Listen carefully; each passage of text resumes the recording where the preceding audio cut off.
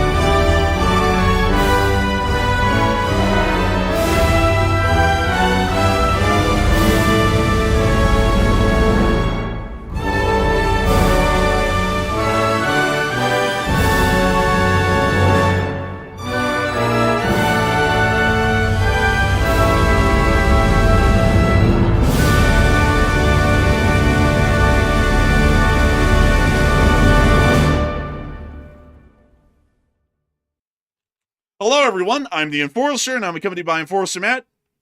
And good evening, folks. It's Enforcer Matt, and welcome back to day 1395 of the War News stream. And we have very big news tonight from around the world. We have seen the U.S. forces have launched a new major military campaign on ISIS in Syria, and it appears to be a very big operation underway right now. We've also heard that a Russian drone has struck Turkey near Istanbul, and also Ukraine's destroyed a Russian Shadow Fleet vessel today, and possibly even a second one that we just heard about a minute ago. And it's good to see you all once again. And of course, folks, we're going to be covering the past 24 hours of news from around the world, as we do have significant news and developments coming out of multiple different areas of the globe, including that of the Syrian interim government. The United States Armed Forces have conducted actions today against ISIS forces throughout the entirety of the country. At this moment, we understand that the United States Department of Defense has reported that around 70 targets have been hit within the country, and we have seen that these operations are primarily being conducted by that of the United States Air Force and the United States Army's long-range artillery systems. Meanwhile, we have also been able to hear of other major news inside the Mediterranean. 2,000 kilometers away from the state of Ukraine, one of Russia's largest shadow tankers has been hit critically and is burning wildly out of control. We are believing that the fire is so extreme from video and picture evidence that the vessel may actually be lost at this very moment, and we do understand that the crew has abandoned ship well earlier on after the attack was conducted several hours ago. The Russian Federation is also seeing even further runs on the Russian banks, and at this point, it looks like they're about to be entering the Great Depression or something far worse than that. The Estonians are also considering a complete closure of their border with the Russian Federation, while at the same time, the Russians are now openly threatening that if NATO closes its borders with the Kaliningrad Oblasts and generally blockades it in that way, the Russian Federation will immediately go to war with NATO without any further delay. Meanwhile, the Polish government did meet with Zelensky today and stated that he had incredibly strong cards. although he doesn't play cards. A very interesting little bit of a jab at something that happened a while ago, a long time ago, in a place far, far away. Or maybe an island far, far away. You never know. But beyond that, we also were able to hear that in Belgium, a small loan of $105 billion will be provided to the state of Ukraine to help them to continue on their war effort. Meanwhile, the Ukrainian armed forces have seen that they have continued to inflict significant casualties onto the Russian Federation's armed forces today, and have also been able to keep the Russians generally at bay. The Russian Federation did claim that they took the city of Seversk today, but they have been at the very opening or gates of the city of Seversk for basically years at this point, meaning that they finally moved about a foot forward. Outside of that, we have also been able to additionally hear that inside of Turkey, a Russian drone has been spotted near to Turkey's largest city, Istanbul, right outside of the city to the east at the city of Izmit. From what we understand, this is the first Russian drone that has ever been found on Turkish territory throughout the entirety of the war in Ukraine, and it is once again another blatant violation of NATO sovereignty of a NATO state. We have also heard that the hunt for Captain Crack Sparrow continues, and currently the United States Navy's resupply ships are currently moored at Ponce to be able to deliver supplies, equipment, and arms to the forces that are based out of Puerto Rico at this moment, while at the same time we've also been able to hear that the war, generally the casino war, is still ongoing at this moment, although it seems to be going at a bit of a slower roll today than other days prior. The People's Republic of China is continuing to make statements that they will eventually reunify the whole of China, including that of the island of Taiwan, and we've also been able to hear the major news, the breaking news that many people were waiting for. As many of y'all heard, that there was going to be a lot of developments that came out this Friday from the United States. We were actually going to be hearing that the infamous list was finally going to be published to the public. And of course, folks, we're going to be getting into all of that news starting right... Oh, wait a minute, hang on. Hold up, folks. Oh, I'm sorry. It's Saved by the Bell. We're actually bombing ISIS right now, so we'll have to put that on hold for a little bit. It's not like we're missing anything. Everything's redacted anyways. So we're going to be moving on out of Washington, D.C. and right into the Syrian interim government. As we have heard significant news today of the actions of the armed forces of the Republic within the area of the Syrian interim government. News has emerged that according to the Department of Defense and the Secretary of Defense, we are now conducting the Operation Hawkeye Strike in Syria to eliminate ISIS fighters, infrastructure, and weapons sites in direct response to the attack on U.S. forces that occurred on December 13th in Palmyra, Syria. That was about a week ago. This is not the beginning of a war, it is a declaration of vengeance, although they are announcing a military campaign. The United States of America, under the President's leadership, will never hesitate and never relent to defend our people. That's redacted. As we have said directly following the savage attack, if you target Americans anywhere in the world, you'll spend the rest of your brief, anxious life knowing the United States will hunt you, find you, and ruthlessly kill you. Today we hunted and we killed our enemies, lots of them, and we will continue. So it does appear that the Secretary of Defense has made it quite clear that a military operation has now begun within the area of the Syrian interim government by the United States of America against ISIS forces. From what we generally understand, ISIS forces are being found within the larger groupings around the area of Idlib and well in control of the M5 highway currently, and we also understand that significant buildups of ISIS forces are apparently being seen around Palmyra, amongst many other locations. ISIS is not a solidified force that has to control a front line or a barrier area to be able to exude any influence, control, or larger basings of manpower. ISIS is seen largely everywhere, especially within the desert regions of Syria, all the way from Idlib all the way to the Euphrates itself at cities like Deir ez-Zor. We have heard that around 70 strikes have been confirmed by the Department of Defense so far on ISIS strongholds and forces throughout the area, and we have also been able to see here, beyond that, just to show you the proof here, 70 targets were hit across Syria so far, according to some last reports. We have also been able to hear that footage has started to emerge of these actions and strikes that are being conducted by the United States Armed Forces. Primarily at the moment, we understand that the United States Air Force and the United States Army's long-range artillery are what are generally being used at this moment to be able to conduct the strikes against ISIS strongholds and ISIS buildups within the area of the Syrian interim government. We can see a clip right here actually showing what appears to be two long-range missiles, possibly ATACMS, that were fired by M270 or M142 MLRSs within the SDF-controlled territories into the Syrian interim government. Could those be HIMARS? I'd heard that HIMARS were being used in these attacks. It's highly likely that it probably is a HIMARS. Considering though that we don't know exactly the launcher, there's actually two that could have conducted this launch: the M270 and the M142, and we're not really sure which. But considering that the war in Syria, at least as far as the United States is involved in counterinsurgency, is a highly mobile war, it's most likely that they went with the lighter yet faster variant, the M142, which has only half the firepower capability, but is far more maneuverable and faster in its shoot and scoot maneuverability.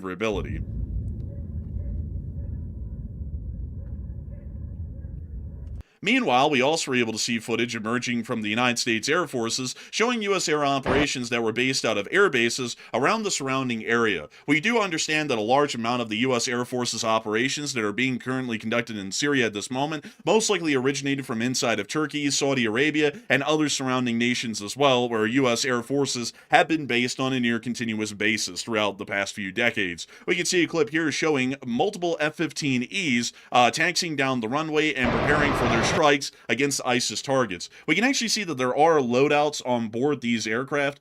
It actually appears that a large number of them actually have external drop tanks mounted onto their wings, and we also see what appears to be, on most F-15s, a singular 2,000-pound or 1,000-pound JDAM underslung directly underneath the center fuselage line.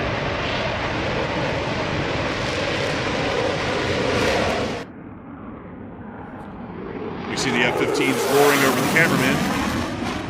That's pretty loud there. You might want to turn that down a little bit. Man, you always say that. I'm wanting folks to hear the actual sound of the roar of the engines, because, you know, of course, while we give commentary, people are also here to hear the clips. We see this A-10 taxiing out as well, also mounted with an external fuel tank, showing that it'll be conducting a longer range or longer duration mission. And we also see them showing off some of the AGM-114 Hellfires on board this Apache as well. But that's now, I would imagine that ISIS really doesn't have much ground air defense, I would imagine, not that I'm aware of personally. So what do we know about that? What is the loadout that these terror groups are working with that could be a threat to the U.S. aircraft in the area? Generally, it's non-existent. We understand that ISIS, most likely at best for air defense, has Gush guns or GSH-23-2s, which are basically a dual-mounted 23mm anti-aircraft defense gun. And let me go pull up the Gush 23-2 for all of y'all, so that way y'all can see what I'm talking about here. So this is probably the best gun that they have access to. And let me see if I can get y'all a picture of a ground-mounted Gush gun. Yeah, this is a pretty good example. This is a painting, actually. But pretty much that air defense mount right here on top of this MTLB, or it's actually technically, apparently, a ZU-23-2, still a Gush gun. But this is probably the best that they have, if they even have that at all. Beyond that, we understand that ISIS is currently not equipped with any form of man-portable air defense systems or any other form of larger air defense systems. ISIS is generally equipped mostly with infantry-based small arms, shoulder-fired anti-tank rockets, light machine guns, some heavy machine guns, including Dishkas, among a wider variety of machine guns, as well as AKs, M4s, and other kind of weaponry that they've been able to attain through the black market. So generally not a large amount of weaponry that could actually threaten U.S. aircraft, and considering that these airstrikes are usually being conducted from high altitude, considering that there is complete air superiority in this operation, these U.S. aircraft are about at an altitude of 20 to 25,000 feet, most likely when they're conducting these strikes, meaning that they're even well out of range of a ZU-23 or a Gush gun being able to try and get a burst off at them and hope that it would land on target. Interesting. Yeah, so basically they have no air defense. That's pretty much it. Pretty much they're fish in a barrel at the moment. They really can't strike back at the U.S. Air Force or the Army artillery forces that are firing at them, because they're either so far away by land or they're so high in altitude, there's really no way to reach any of the U.S. assets that are currently within the region and attacking them at the moment. So basically they're sitting ducks waiting to be hit at this point. We also saw some additional clips of the strikes that were ongoing in Syria here, which were published by U.S. Central Command, apparently showing us some of the ordnance that were landing on small ISIS outposts and camps within the arid desert regions that we would assume are in central Syria.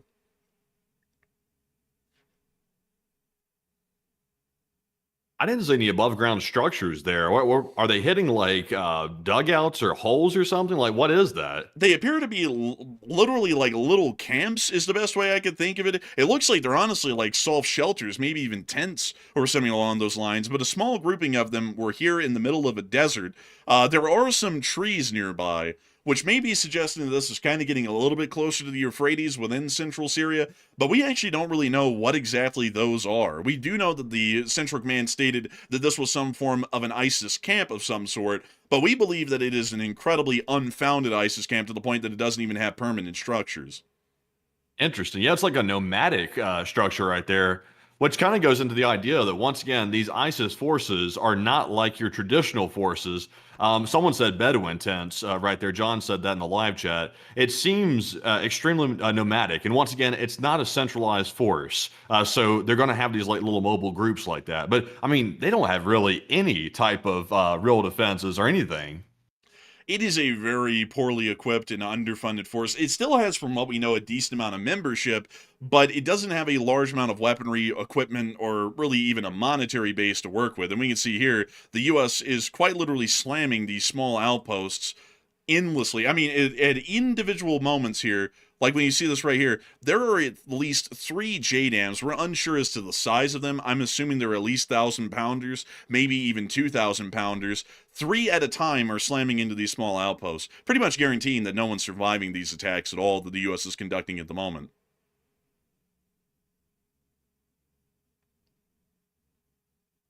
But that does confirm at least a couple of the strikes that the Department of Defense has shown video of that's unclassed to show us what they're currently doing to ISIS camps within the area. I also want to point out to a lot of folks that ISIS camps usually are set up, at least for training purposes, in more isolated regions of Syria, as it wouldn't really do a lot of good for them to set up a training camp in the middle of a city where there actually are government forces, so that way they could get in a direct confrontation in the middle of their training for new members. For that reason, usually these unfounded camps, or very rarely and little established camps like we're seeing right now, are usually out in the middle of nowhere in a desert, so that way there isn't really a lot of attention going that way, and also a lot of people aren't coming by and sticking their nose in ISIS business while they're trying to train up their new jihadists for the next jihad that they're going to be trying to declare within the region, which will probably be coming someday, and it may actually be happening right now.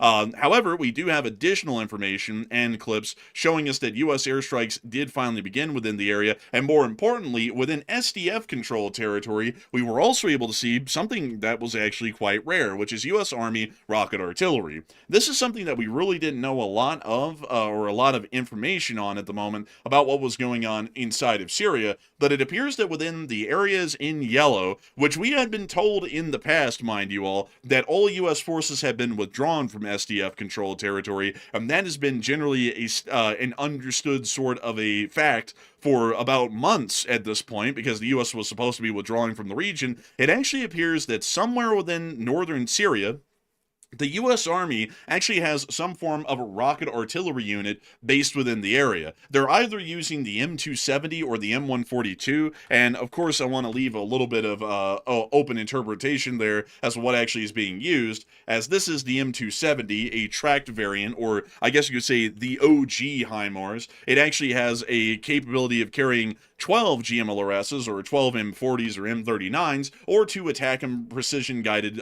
missiles. Or it could be an M142 HIMARS. This is the one that a lot of people would actually know more so than the M270 these days. The M142 HIMARS is a far lighter and far more mobile version of the M270, capable of only carrying 6 precision-guided missiles, or 6 M40s or 1 ATACMS. It only has half the ability in firepower of an M270, but it is far more maneuverable, and also on top of that, far more easy to maintain and operate, considering that it is a wheeled vehicle and not a tracked vehicle. Tracked vehicles actually require a greater deal of maintenance and generally have slower road speeds, meaning that not only are they more labor intensive, they are also slower, and that means in a modern maneuver war, they are also a little bit more of a susceptible target. It's highly likely that out of the 2 rocket artillery missile systems that are being used in Syria at the moment, it is higher likely that it is an M142 HIMARS than an M270, as the HIMARS would be more suited to the U.S. operations within Syria, and also would be less less impervious to any form of an ambush or an attack by insurgent forces within the area, considering that it's able to get to higher road speeds than its M270 tracked counterpart on the highways of Syria. With that in mind, however, we did see that these rocket artillery forces were conducting missile launches within the area. We generally showed this clip earlier, but this is actually another clip from earlier on right near to the launch site, somewhere within the SDF-controlled territory, and we could see these missiles being launched in this clip.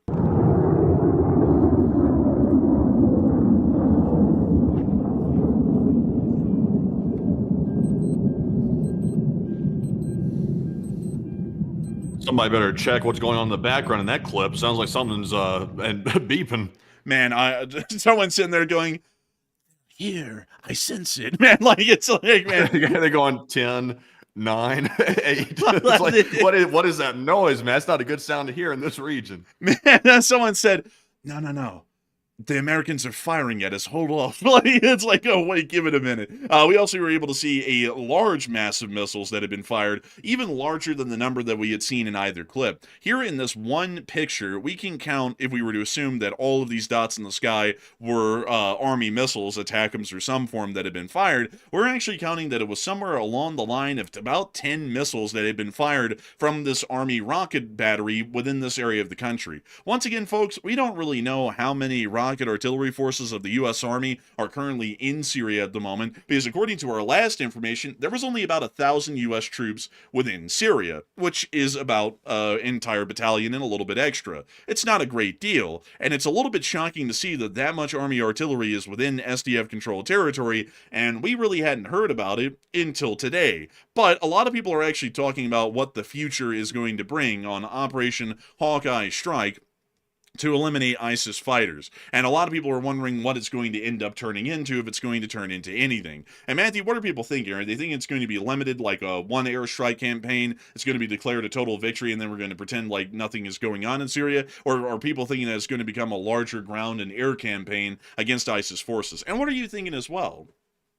So far, it appears the U.S. is only using airstrikes to strike the ISIS encampments inside of Syria, and they're very careful to say that they are not launching a war on ISIS. They are simply launching a military campaign. I guess you could call it a special military operation inside of Syria. So they're being very careful with the wordage there, but so far, it's only airstrikes. But what do you think this is going to turn into, in your personal opinion? 50% said it'll only be an airstrike campaign, and it will remain limited to that, while 22% said it will be some one-off attacks, maybe this one and maybe one more, while 22% said it could be a ground and air campaign that's going to be lasting a pretty long time.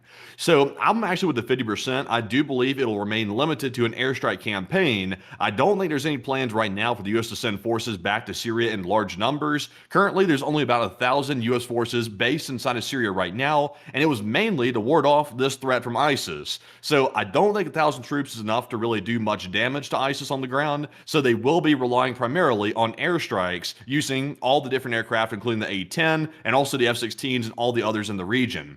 Also, it is very interesting to note that Jordan is involved in these airstrikes as well. It's not just the United States. The Jordan Air Force has jumped in as well. So it is a coalition, I guess you could say, but I don't think it's going to be anything more than airstrikes. But Enforcer, what say you? I would have to say that it's probably going to be nothing more than airstrikes. The current U.S. administration has absolutely no appetite to commit ground troops to any sort of action, no matter how justified the situation would be. And considering that we are seeing that the rise of ISIS is going generally unfettered at this moment within Syrian interim government areas of control, I would say that this would be a moment where U.S. forces should be dedicated on the ground to conduct counterinsurgency operations and put ISIS down before they can grow into another sizable and threatening force within the area that is not only going to threaten the stability of the brand new Syrian interim government, but also the Republic of Iraq and all of our other allies within the area. Not only that, they will conduct terrorist attacks against Western states and the United States of America due to their ability to find funding because of their control of the oil fields,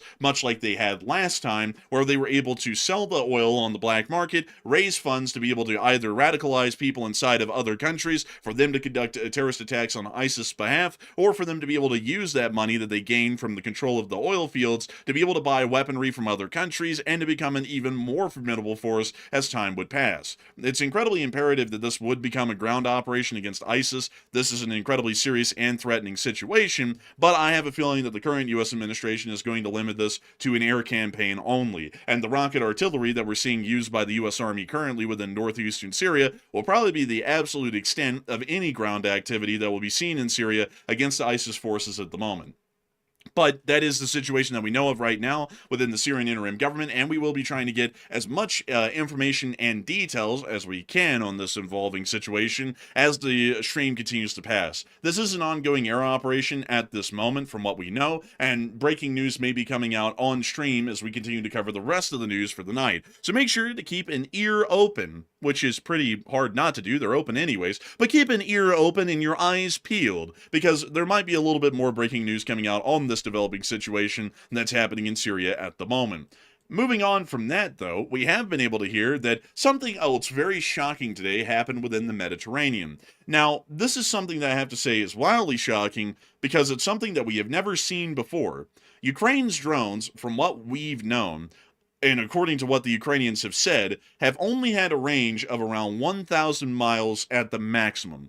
And we take Ukrainian statements at face value. So when they say that a drone has a 1,000 mile range, we assume that it has a 1,000 mile range. Even their flying drones have a very similar distance to that, meaning that Ukrainian long-range strike capabilities generally are at a limit, from what we've known, of about 1,000 miles.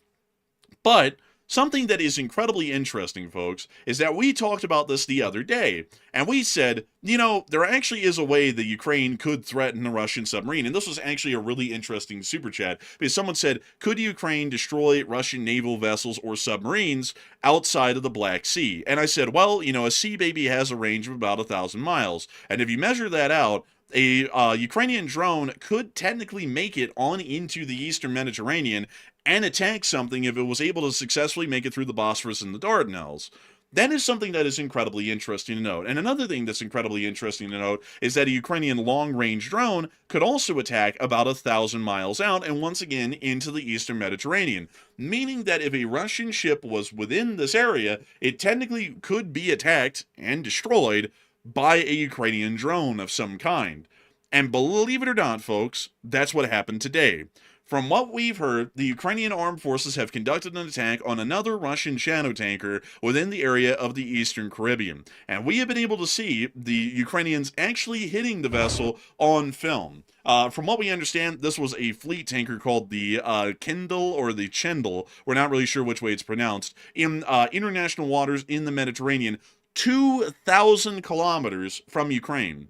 That is roughly about 1,500 to 1,400 miles away from Ukraine. This means that Ukrainian strike capabilities weren't just 1,000 miles away from Ukraine like we've been hearing in the public for a long time. It's actually 1,400 miles or so outside of Ukraine, and that's about how far they can attack at the moment from what we know.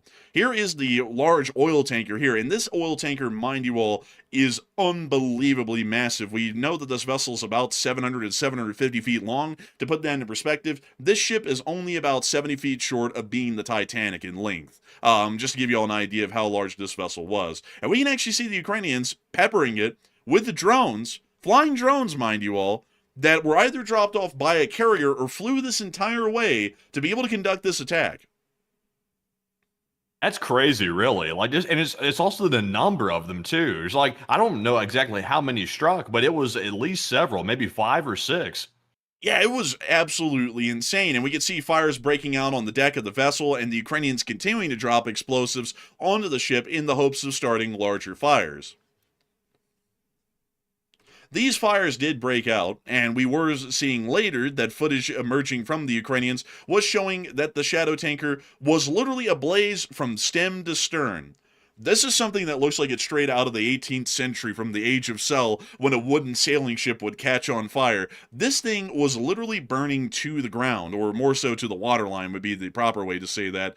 But the fire was raging wildly out of control. We understand that the crew abandoned ship and the vessel is currently burning uncontrollably within international waters inside of generally the central Mediterranean at the moment.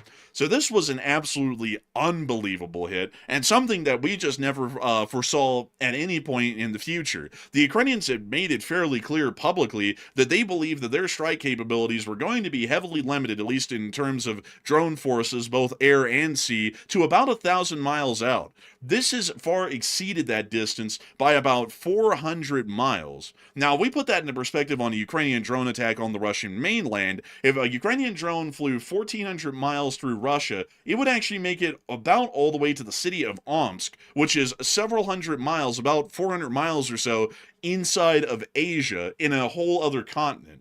These drones are getting so long range, they're starting to become categorically intermediate range ballistic drones, I guess is the best way to explain them, at least to some extent. They are not extremely long range like IRBMs really are, but it's absolutely insane to see that they're able to start eking out this sort of performance, distance, range, and potency out of their drone forces, and they are truly becoming a major regional threat to the Russian Federation's the Russian Federation's sea lift capabilities at every single level, including for their oil transportation.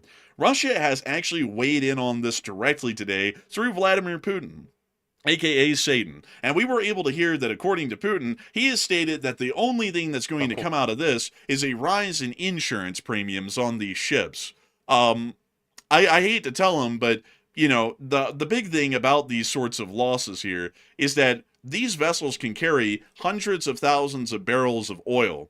When they're hit and they go down, you know, the other thing that it really hurts the Russians is that they lost another shadow tanker that could have carried hundreds of thousands of barrels of oil, meaning that they're losing potential oil load capacity every single time one of these ships is hit and sinks, which is something that apparently Putin didn't really factor into the equation, because Putin's making it sound like they're just going to go down and get a better insurance premium or get a better deductible or a higher one, and that'll be that. That was actually made as a statement by Putin today. This footage was published by the Kremlin, showing Putin directly talking about it, and we can also see here what appears to be Junior Soprano when he was in a younger age asking Putin the question. Еще один наш танкер в Средиземном море. Да, делается это в том числе утилитарная цель на самом деле. Повысить страховые взносы. Bastard. Это не приведет к... This stupid confident act here when a ship's literally like you know it's so stupid, man. This would be like Churchill in World War II going, excuse me, sir, what are we going to do about the U-boat threat? The U-boat threat? Oh, I don't worry about that, boyo. It's only rising insurance premiums. It's not like starving our country of resources or anything. I mean, that's just absolutely stupid. He's such a smug bastard. I mean, go back to that video for a second. I mean, it's so smug. I don't think there's any other leader in the world that is as smug as Vladimir Putin. And the wild part is, he's probably the most wimpy leader right now in the entire world. He's getting his ass beat by Ukraine every single day. And also his economy is going down the toilet, and he's being propped up by another foreign country, which is China. So for him to be acting this smug, it's like, it is just cringeworthy, very cringeworthy. Yeah, I mean, look at him. Утилитарная цель на самом деле. Повысить страховые взносы. Look at this stupid body language. Like, the whole situation's under control. This guy would keep up this sort of stupid body language until the Russian people dragged him out of the Kremlin and put him on trial and sentenced him to death like multiple other dictators of the past, like Ceausescu. He would keep that going until the last minute. I can promise you all that, because he just thinks he's that guy. Like, you're not that guy, pal. Trust me. You're not that guy. It's really annoying to watch this, because the Ukrainians are strangleholding the Russians in every single angle at this point that they can, and yet this guy, while the Russian economy is literally collapsing right now, is still going to act like everything's under control and just fine. It's absolutely insane. This is also coming on the very same day, by the way, folks, that the Russians have literally emptied out every bank in Russia. That is from today, right here at the end of this graph. The other day that we covered this, it was about at negative 220 or so. Today, it's now at negative 420. It's dropped another 200 units on this graph.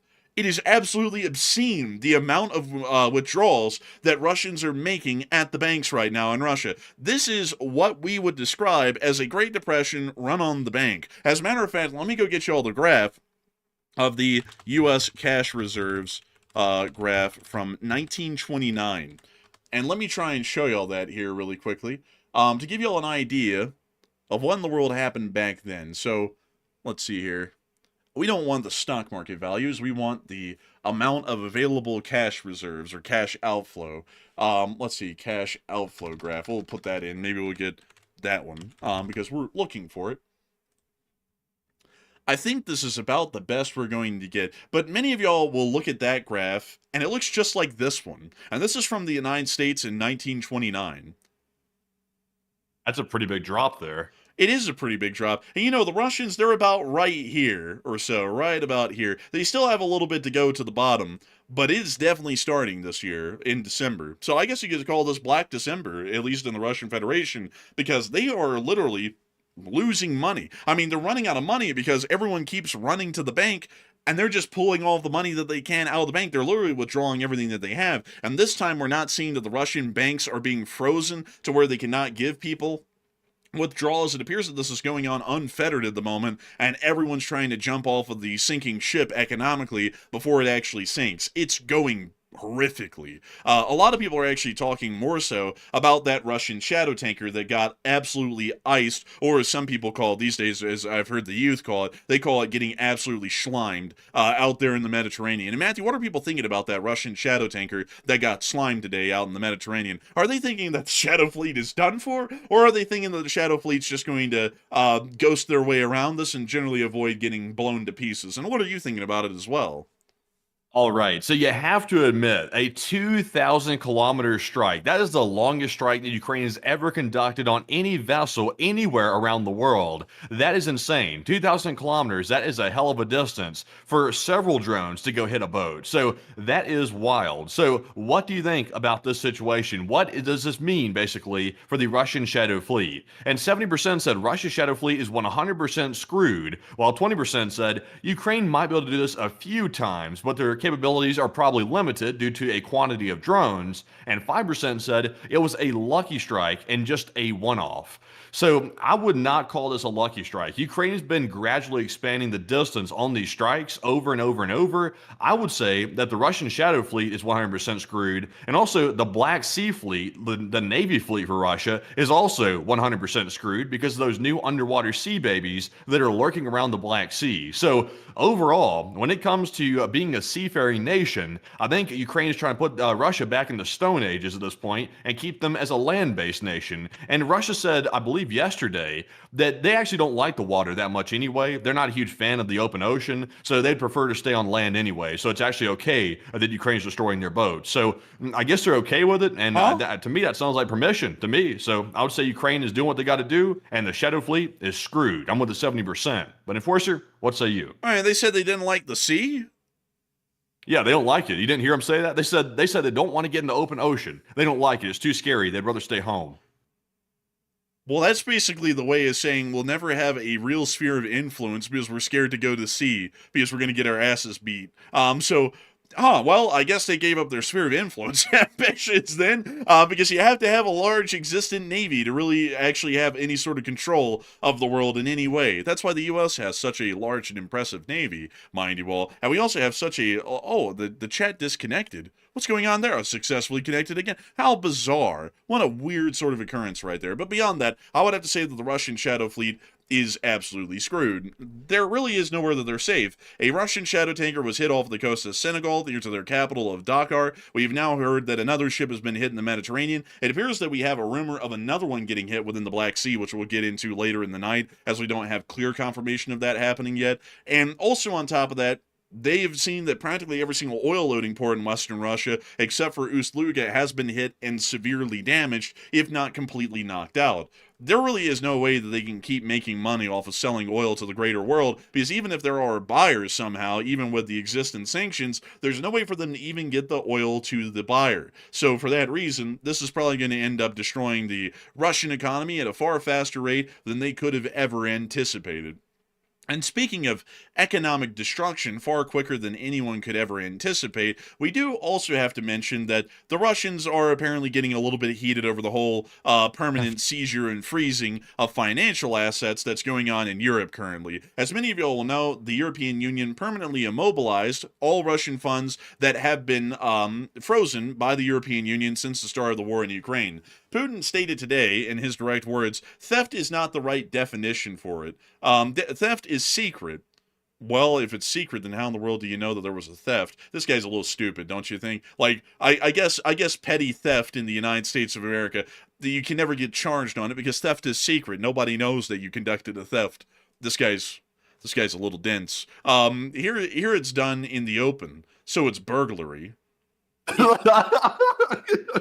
Man, that killed me. I was trying not to laugh too much earlier when I was covering that in the short war video, but that is like the most stupid thing I think I've ever heard. Isn't burglary done in secret and theft is kind of done in the open? Well, theft is exactly what it sounds like. It's taking something that isn't yours. Burglary specifically is the unlawful entry into a house or a home or a business or a vehicle. It's like this. It's not about the distinction between something being secret or not secret. It's about what they're breaking into. Theft is just taking something. Burglary is breaking into a home or something. I don't even know what the hell Putin's talking about. This is crazy. But if you were talking about the two, wouldn't someone burglarizing a house try and be really super secret about that and stealthy? You're not going to sit there and slam a sledgehammer into a glass window in the middle of a neighborhood in the middle of the night and start burglarizing a home. You're going to be more stealthy about that. It's all secret. It's like, who the hell burglarizes somebody and they're loud about it? It's like, hey, y'all, I'm burglarizing over here. It's like, who the hell? Nobody's running around advertising they're burglarizing something. It's all secret. Man, the burglars roll up to a house in Putin's world and turns around and goes, okay, I think the coast is clear. Turns on the megaphone. We are robbing 129 Sycamore. Okay, hit it. And then they bust in the windows and start robbing the place. Oh my God. So he then stated the consequences are very serious for the burglars. So he's all up his own ass and making stupid statements. I gotta say, folks, I don't think this guy sees the light of day in common sense. He's got his head so far up his ass, there's no light up there. But beyond that, this is what he's saying about the permanently immobilized funds within the European Union. So he's going to have to cry about that a lot more because it looks like those are never going to be mobilized once more. They're going to be permanently immobilized, and there's no takesy-backsies on that one.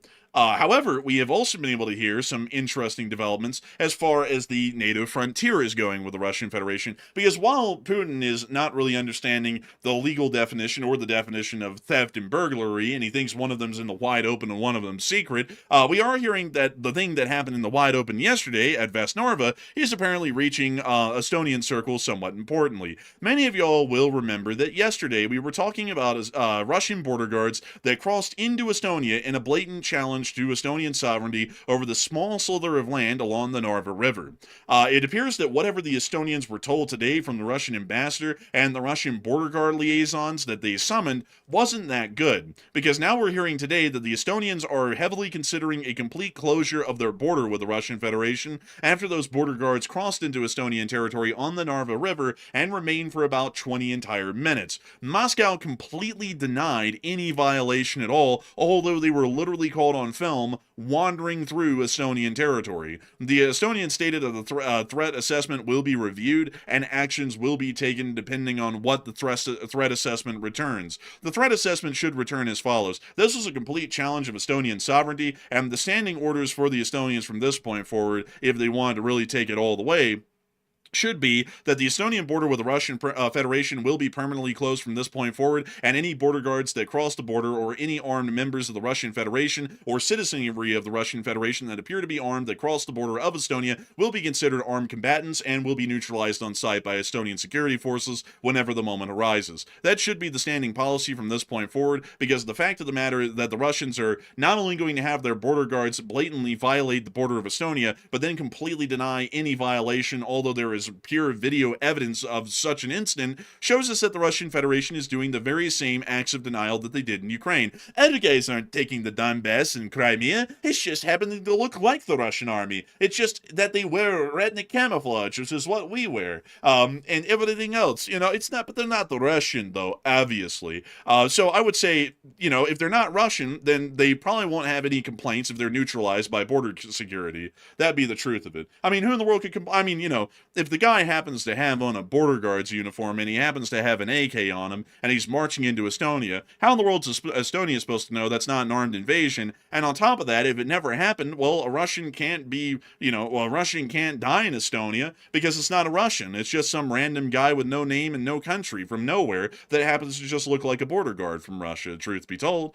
So shouldn't be any issue there. I think that should be the standing order the Estonians give, but they'll probably do something a lot more mild, which will be the closure of the border, and that's it. And if another situation like this happens again, it'll probably have the same treatment as it did this time, where they try and generally wear white gloves and treat it with a great deal of fragility, and then try and figure out where to go from there. But with that, we've also heard that apparently the Russians are getting fairly concerned that Kaliningrad's actually about to get cut off.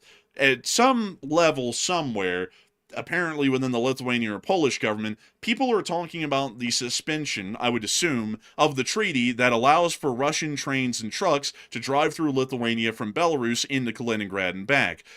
Apparently that's now becoming a serious concern because the Russians did state today an ultimatum about the situation with Kaliningrad. Putin stated that if NATO countries start a blockade of the Kaliningrad region, Russia will start a full-scale war in Europe.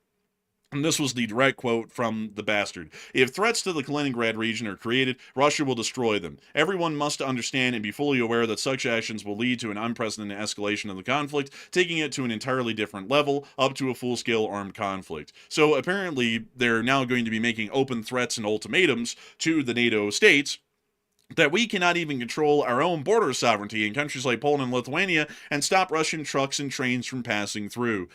So there you go, folks. That's the Russian Federation in the modern day and age. And, I got to say, folks, I'm not really one to take threats. If it got us into war, even to respond this way, I don't take threats, and our Western world doesn't take threats. We're above this. The Lithuanians ought to rip up the rail connections to Belarus and Kaliningrad on their ends of the border and ought to completely shut down their borders to any access, even by Russian humanitarian missions traveling through Lithuania into Kaliningrad. If the Russians want to get supplies into Kaliningrad, they can do that by commercial ship from St. Petersburg. But we're not going to be involved in allowing and facilitating the continued operations of a Russian oblast in the midst of the NATO frontier. If they want to die over it, they can, but I have a feeling that if we actually took such a strong and serious action, they'd most likely back off and not do anything. But the West will not take threats, the Lithuanians will not take threats, and the United States, as a part of this greater alliance in NATO, should not stand for these sorts of threats of the ultimatum of war on whether or not we are going to allow their trucks and trains to pass through our territory. That we will not stand for. However, a lot of people are talking about the Estonians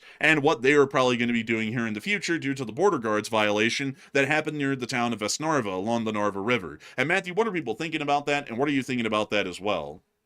All right. So is Estonia actually going to close their border, or is it simply more talk from a country which may or may not take action? So what do you think? 63% said Estonia will close the border and keep Russia out, while 21% said it's a 50-50 chance of border closure, and 12% said Estonia will not close the border.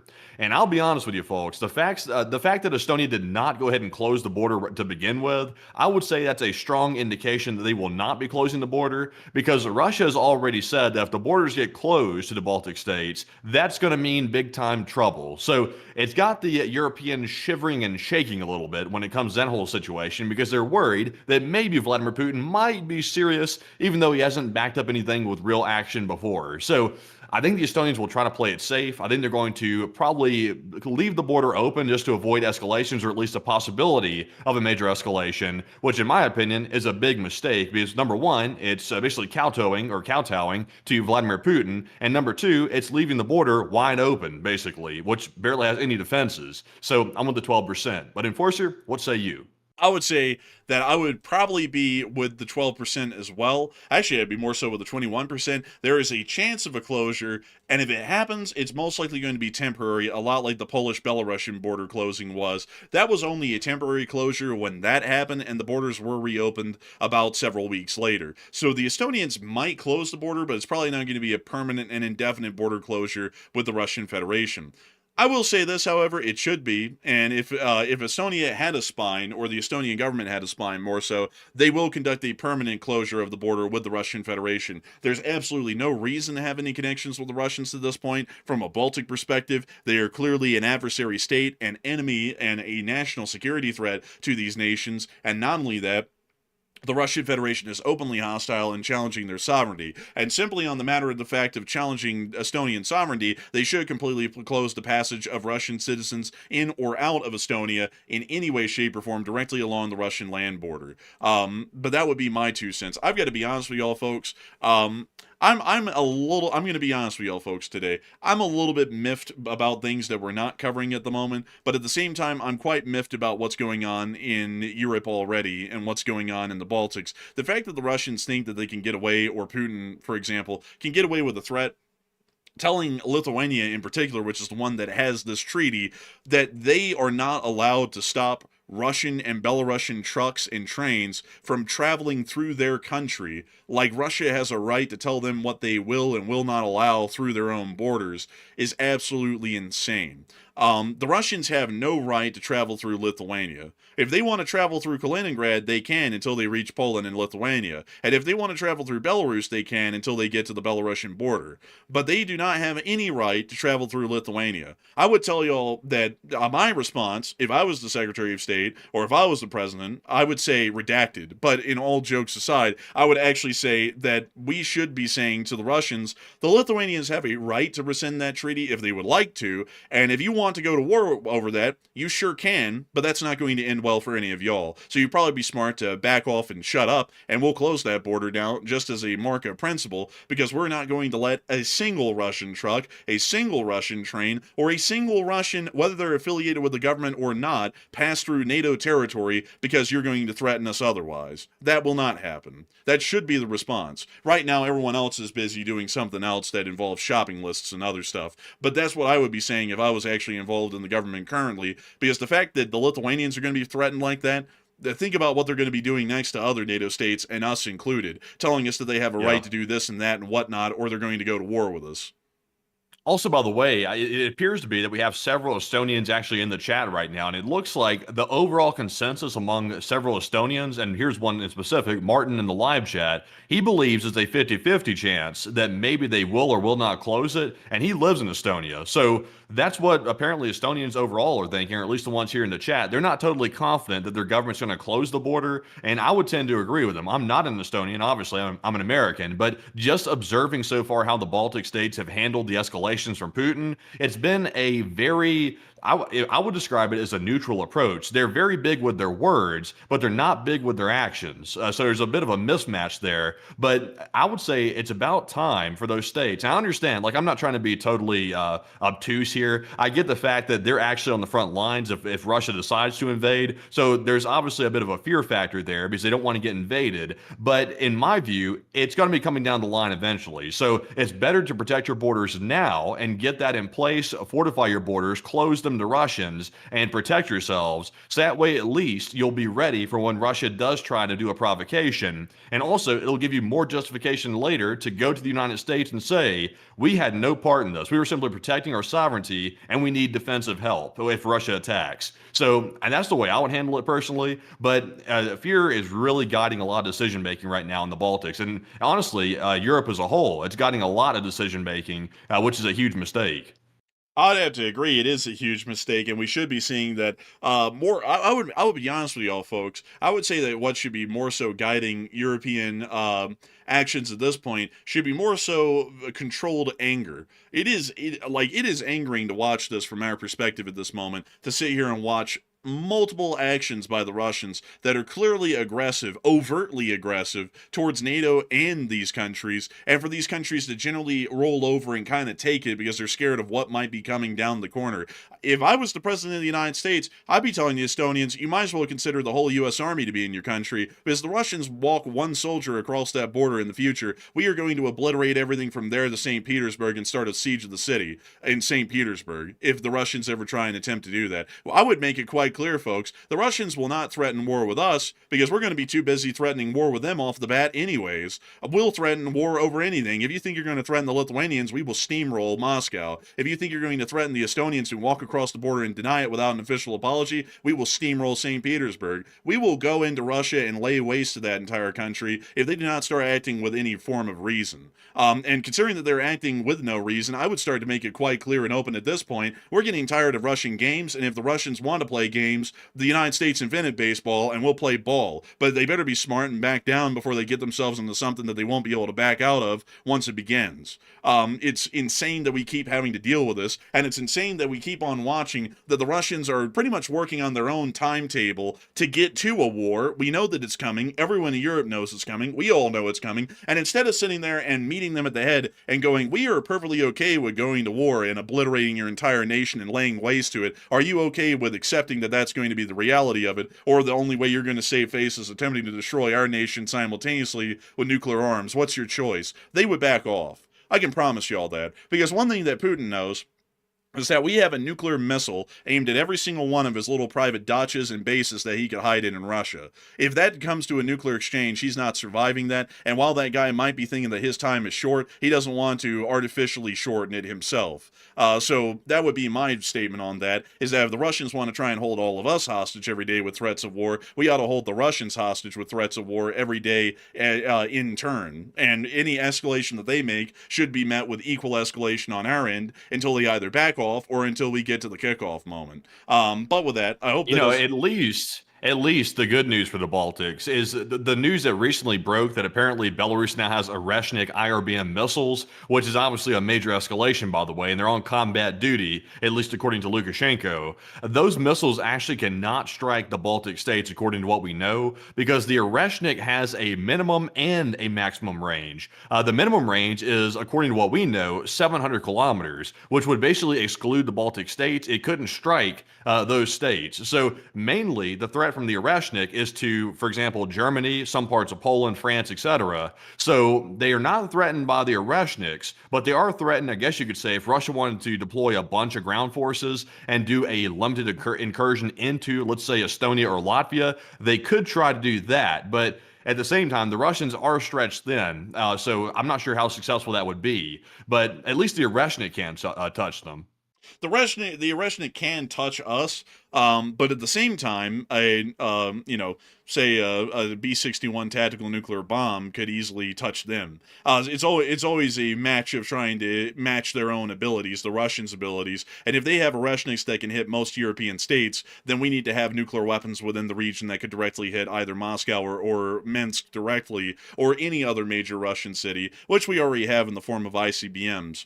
Because generally at this point, the Oreshnik, while it's an intermediate range ballistic missile, is a strategic level missile in terms of its use and how it will be employed in warfare, much along the lines of an ICBM, just at a shorter range. So for that reason, with the Russians saying that they're going to be forward deploying these inside of Belarus, what we should be saying is that there's going to be several nuclear-armed submarines circling around Russia and Europe pretty much indefinitely in fairly large number that will be able to conduct any strike to neutralize the Russian Federation and Belarus immediately if they were to conduct a nuclear attack in any form. That makes sure that there is a parity of firepower there, because that means that even at that level, at a semi-tactical strategic exchange, if they fire, we still are able to fire at comparable targets inside of their countries and generally level the playing field. Yeah, I would say so. Also, there's a Blyat range as well on the Oreshnik. I'm not sure if y'all have heard of that. That's something new that some people haven't heard about before. It's when the missile, which really doesn't work that well, the Oreshnik, has a little bit of a glitch and it does malfunction, and then it causes a disaster at the launch site. So that's another possibility as well. I mean, there has been no real consistent use of the Oreshnik, kind of like we were saying last night, to prove that it is a reliable weapon. In fact, it has a very checkered history behind it. So So the development was overdue. Also, the actual testing of it was also not very good either, very inconsistent with its performance. So the Blyat scale could be a level 10 if Belarus tries to launch one of those at a NATO state. But I do want to point out, though, like we were just mentioning with the minimum range, those missiles can't even hit Kyiv, by the way. Kyiv is out of range of the Airstrike as it's deployed in Belarus. Now, if the Russians launch it from Kasputin Yar inside of mainland Russia, they could hit Kyiv, but they can't hit them with the missiles inside of Belarus. It's only intended for Europe. I want to make that clear. Because some people are saying maybe they're putting those in Belarus because they want to try to hit Ukraine and threaten Ukraine.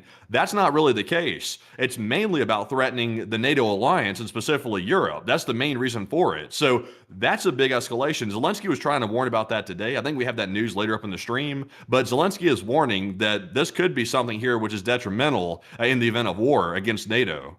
Yeah, and you can actually see here on this map, the area in white here in the center is actually inside of the minimum range of the Airstrike, meaning that none of these targets could be hit. It's everything in Western Europe that can be hit. That would include the United Kingdom, Germany, the Dutch, the Belgians, the French, the Spanish, the Portuguese, the Italians, and basically the entirety of the Balkans and the Middle East would all be under the nuclear umbrella of this missile, or generally under the nuclear attack range of this missile. But everything else outside of that area, both near to the missile and outside the missile, would be out of that range. But that is something interesting to consider as well. Moving on from that, though, before we get on into the rest of our news, we do want to take a brief moment, folks, to take a breather, because in the first hour of the show, we've actually had 50,000 people watch. Actually, it's 49,000 technically, but still, we round up, because it's nice to round up. It makes things seem better. And I gotta say, folks, that's quite a lot of people that have been here.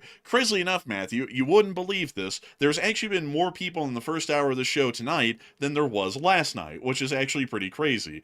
So I've got to say a humongous thanks to all of y'all so far for watching and enjoying the show at the moment, and we still have a load of news to go. I mean, quite a tremendous amount of it. We are going to be making sure to get into all of that, but before we do want to take a brief moment to address a couple of questions, 3 of them out of the chat, to give everyone a bit of a halftime and a moment to get a drink of water or maybe some snacks, or maybe go to the restroom, so that way you can get through the rest of the news relaxed and comfortable, or maybe to give you a little bit of a moment to focus harder on your work, because it is the work and hard efforts and toil of the Republic that continues to make this nation a great place. Or, it could be redacted. But nevertheless, Matthew, what do we got? So I could have sworn I just thought I saw some breaking news a second ago, but unfortunately, I believe it was redacted at the last second. So I won't be able to bring that to you. It was redacted. It was blacked out with a Sharpie, and we can't see behind the redaction. So unfortunate, folks. We'll have to get to that later. Also, by the way, there's no breaking news, but just expressing my frustration a little bit. That's all. Just a little frustration. But jumping into our very generous super chatters of the night, we'll grab 3 and then get right back to the news. Our first one goes to ARP Bob, who put in a massive $200 donation. And thank you very much, ARP, for that support as well. And we do appreciate that. That is the largest super chat of the night. And ARP Bob said, "Hello, Enforcer and Enforcer Matt, and keep up the good work. And here's a little Christmas present for you, and Slav Ukraine." And Slava Ukraini, and a humongous thanks to you for the unbelievably massive support in helping this channel to keep on running. That's unbelievable, and we thank you so much for the early Christmas present. That is one hell of a Christmas present right there. That's humongous support and helps us to be able to keep this channel running, which is an amazing present to us every day as it is. That's a really poetic way to put it. And I gotta thank you massively for enjoying this channel for a very long time, ARP Bob. You are definitely an old guard and a channel legend of the stream. And we thank you massively for enjoying our work and also massively supporting it to help us to keep this thing running. And so a humongous thanks to you so much once again. I hope that does address that the best we possibly can, because if it wasn't for folks like you, we wouldn't have been able to keep this channel running, and we wouldn't be able to keep it running through the holiday season. And so with that, thank you once again, and we're on to the next one. And our second support of the night goes to Bobby, also known as LC39A. For all the old-timers out there, they know him as the original name, but he's also known as Bobby, and he throws in a $100 support once again tonight, and a huge shout-out to Bobby for that massive support yet again as well. And Bobby said, "PFC Bobby of the LSA reporting for duty, sir." And I think you'd qualify as the Brigadier General at this point, Bobby. I think you've moved up from PFC a long time ago. I think I think you're at the general ranks now. But Enforcer, what say you? I gotta thank you massively for the support, Bobby43, aka LC39A. And I gotta say, it's a great thing to have you here tonight. We also thank you for the unbelievably massive support. It's folks like you that make this channel possible and help us to keep this thing running, and I gotta say that we're entirely appreciative and massively thankful for you, because you've been helping this channel to keep on running through massive support a great deal, and every single bit of support counts, both the big and the small. But I do have to say that we are massively appreciative to every single person, including you, Bobby, who have incredibly supported this channel, because y'all help us to make this show a reality. Y'all make this possible for the hundreds of thousands of people who watch this every day, and the millions of people who watch this every single month. So a humongous thanks to you so much once again. I hope that does address that incredibly well. And of course, long live the Lee Spring Army, and the Lee Spring Army will never die. And with that, we are on to the last question of the segment, and then we're going to be moving on into the rest of the news.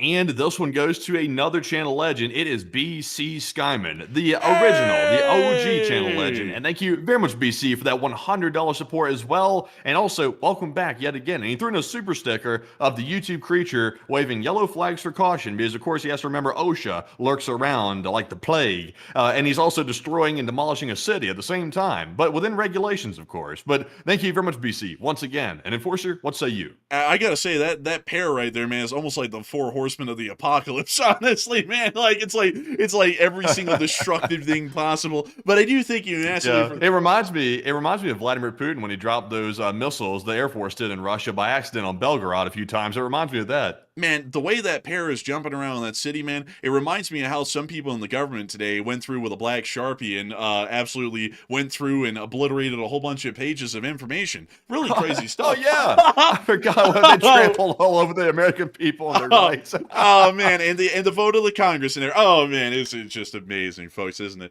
You know, but beyond that, I think many of y'all can tell we're really holding our tongue on that, but I'll say to the least we're very angry about that. We don't really weigh in on domestic topics a lot, but that one's absolutely outrageous. But outside of that, we do thank you massively for the support and helping this channel to keep on running, BC, because folks like you have been around for an incredibly long amount of time. You've been around pretty much as long as this channel's been running, about 1,391 days. And I gotta say that it's a wonderful and amazing thing that folks like you are still here with us to this day. You've actually been through at least, let's see, this will be your fourth Christmas. I've turned into Mike Tyson. This will be your fourth Christmas that you've had here on this channel with us. And I got to say, a humongous thanks to you so much once again for support. Also great to have you here during the holiday season. And we got to thank you massively for helping this channel to keep on running, because if it wasn't for folks like you, we wouldn't be able to make this channel possible, and we wouldn't be able to keep it running. And so a humongous thanks to you so much once again. I hope that does address that incredibly well. And with that, it's time for us, folks, to start moving on into the rest of the news. Also, by the way, BC Skyman's actually been here since day 3. So he's actually been here for 1,392 days of the show, which is unbelievable. That is a huge stretch of time that BC Skyman has been watching the show. What's crazy, folks, is that children have been born, learn how to walk, and they're probably about to be entering first grade in the next year. And that's how long we've been running the show, is that they were born at the time the show started running, and they're probably about to be entering first grade or at least kindergarten here in the next year, which is absolutely crazy to think about how much time has actually passed there. Also, it's crazy, too, that BC Skyman was here literally before I was the co-host on this channel. He's literally, he's more of an old-timer on the channel than even I am, and I'm the co-host here, so that's crazy. Man, it really is honestly crazy. Like, some people have been around as long as I've been. Like, it's like, that's crazy. You know, folks, I'm actually the oldest member of the LSA, because before the channel even started covering news daily, this channel had existed for about a half year longer than that, doing a whole bunch of other stuff. So, I was here before the LSA or even daily news coverage was existent at all, which is crazy, folks, because it's like I was the one who like founded the channel. So, you know, I was kind of here forever. But, you know, it's kind of weird to think about that, because, you know, the passage of time, it really has gone fast, folks. It feels like it was literally just yesterday that the war started. Like, honestly, everything else after that's kind of been a blur with everything that's happened and everything that's going on, because I still remember those opening days of the channel, doing all the stuff that I did back then, and then also the first few months of the war, and then everything from there. But still, a humongous thanks to you so much once again for support, BC Scammy. You've practically been around for all of it, and we thank you incredibly for helping this channel to keep on running. But with that, it's time for us, folks, to move on into the rest of the news that we have for the night. And we have a load of news that has been coming from around the world. So let's move on into it, folks, shall we? We're going to move to the United States of America, where we were able to hear out of the government today that the Maduro family has been sanctioned. They are a band of crooks and thieves that hide a great deal of information from the public and try to steal, connive, and thieve their way through life. It's an absolutely despicable way of living, something I'm sure that many U.S. officials would have absolutely no experience in whatsoever, and of course they have to be sanctioned quite significantly. They are going to be under embargo until 2:30 p.m. Eastern Time on December 19th of 2025, and this was the statements announced by the Department of the Treasury, which do state that the entirety of the Maduro family and their associates are going to be sanctioned by the United States of America. It's quite an interesting thing to see, and it's good to know that the United States of America, through its open and incredible transparency, is putting a foot down against crooks, thieves, and morally destitute people. It would be a shame if any of those people were within the U.S. government, because God forbid, I bet you we wouldn't be putting a slap on the wrist and redacting a lot of the information about what these people may have been getting involved in or not. That is certainly not American whatsoever, and I would generally say that that's almost bordering along the lines of some form of a criminal action, or possibly maybe even something else. But, you know, that's all just allegedly, of course, and we all know that that wouldn't happen in the United States of America, because we all know that our elected officials are squeaky clean. However, moving on from that, we did hear outside of Venezuela today that not really a lot of action was to be reported on or really covered for that reason around Venezuela today. We were too busy trying to figure out the military action that we were going to be making that would start to move the attention away from particular topics at home and on into something else overseas. And today we picked Syria, because what more says that we were taking a military action at the right place and the right time, rather than after U.S. soldiers have been killed to start striking the people that killed them a week later on the very day that something else would be happening in the United States. I mean, that would be absolutely wild, folks, to try and make that sort of a comparison. And also the fact that the U.S. is saying that they're now possibly considering a war with Venezuela, although they had been swearing that they were going to be bombing them any day now, and, you know, apparently that was backed off of today because they found something else to do. But anyways, near to the area of Ponce in Puerto Rico, we were able to hear that there was a resupply that is being conducted at the moment by the United States Navy. We were able to see that a large amount of supplies and cargo on board, pretty much consisting of basically all types of equipment and supplies that could be used by the United States Armed Forces that are currently stationed within the Caribbean. Oh, well, also, by the way, I know it's not the Ukrainian flag, by the way. I said this in the video earlier today, but go back to the first picture. You see those Ukrainian colors up there at the top? Look at that. They're repping it on the ship. Look at that. That's nice. Oh, look at that, man. Look at that. Man, I heard that the ship's repair funding was actually canceled for that because they got to pay their own way. Oh, but anyways, with that, great to see the U.S. naval supply ships at work today. And, of course, there was a wide variety of cargo on board. Generally, from what we understand, most of it is more so sustainment for the troops themselves, foodstuffs and other items like that, primarily that were being offloaded on the ship, at least in these pictures. But I do also have to remind y'all that the supplies and munitions and other forms of equipment would most likely not be photographed by the United States Navy's photographers. This was photographed by the United States Navy because it may be considered operational security sensitive, or it may be considered classified. So for that reason, we only have pictures of the offloading of the foodstuffs and stocks that were on the ship, and we don't have the video or picture evidence of any other offloading that was conducted from this large naval support ship. Moving on from that, and out of the hunt for Captain Crack Sparrow and his band for 40 Thieves, because not really a lot happened down there, the Chinese are now once again back on their absolutely what we call tweaking out phase, but this time against the United States. The Chinese are now stating that no matter how many advanced weapons are sold to Taiwan, this will not stop the historical trend that China will eventually and inevitably be reunified. Do you think they used Photoshop or Canva to make this little thing? I don't know, but why the hell did they make it look like it was an inspirational quote? Like, it's like, don't count how many apples you could have picked, but count the apples you have in your basket. It almost comes off like a quote like that. I wouldn't say this is anything that Confucius ever said. I wouldn't say that. So I mean, this seems like saber rattling to me. Like it really does. Like China's doing a lot of yapping about Taiwan, like a hell of a lot of yapping, but they're not really doing much action, really. You can see here this what I would say is a foreign policy cartoon perfectly portrays and illustrates this very sort of a situation that China finds itself in. Quite a conundrum, I will have to say. Meanwhile, while the Chinese are over in their corner, sticking up their finger and pushing their nerd glasses on and going, actually, we will be reunited. There's a whole war going on south of them in Thailand and Cambodia still. The Thai Navy was involved in some form of action off of the coast. We don't know what they were doing, but they were openly firing at something. We can see that out here.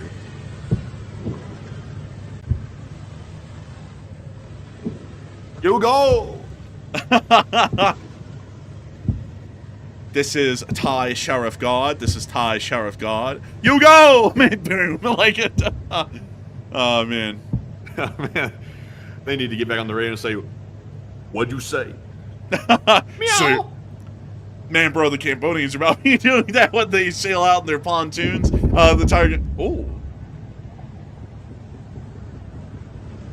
I mean, I'll tell you what. Dang, man, that was kind of like a little bass boosting, honestly. I was like, oh, damn. Dang. Those kids with their loud drumming bass.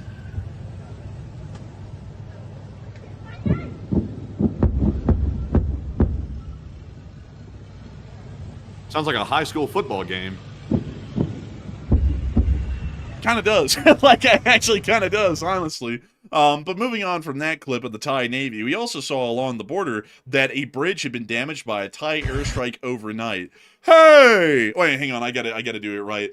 Oh no! The Thai have airstruck a bridge in Lego City. Oh! You can rebuild the bridge with cheap tofu drag. But anyways, here's the clip.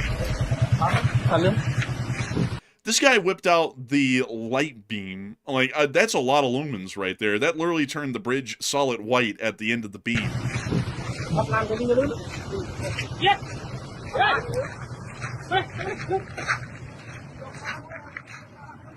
We see him walking down the bridge to take an inspection of the damage.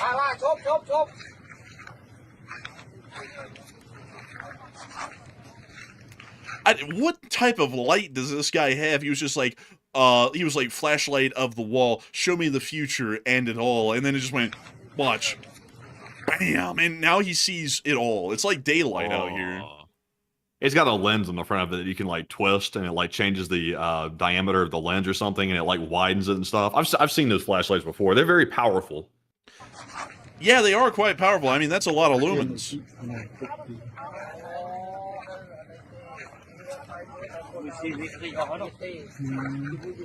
Rebar tangled everywhere.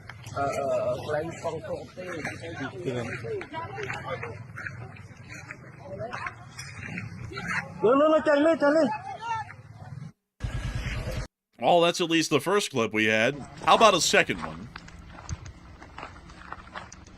It's literally the same thing, so we're not going to bore y'all with watching the second clip of the exact same damage. We're going to move further on up the border, where we were able to see an F-16 not hitting Russian forces, but hitting Cambodians. Take a look. Here it comes. Any minute now. Hop. Oh, oh, and there we go. There was the airstrike. A successful one. Damn. I tell you, the fact that Cambodia doesn't have an air force, the Thai are like putting them on a leash at this point. Really, like this is just a tough thing here because Cambodia has no real way to fight it. So I'm not sure what Cambodia's plans are at the moment. It seems like they're going to just basically get smashed. Yeah, I guess just going to get a little obliterated, you know. I guess that's how it is. Also, we were able to see that apparently the Cambodians claimed that they shot down a Israeli-made, let's see here, a Dominator XP male UAV. That sounds like a video game aircraft, but they apparently claimed to have shot it down. We see them looking at the burning debris.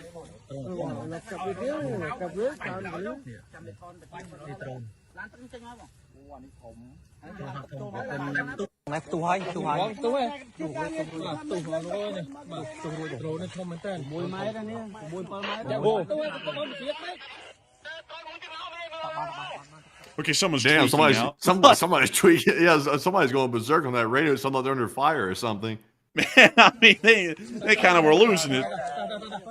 We also got one other clip of this, or more so a picture, and according to the Thai, they have actually disputed the claim, and they say that it was more so a DP-20 drone, and I'm actually going to go pull up the picture of that, so that way I can show y'all here really quickly.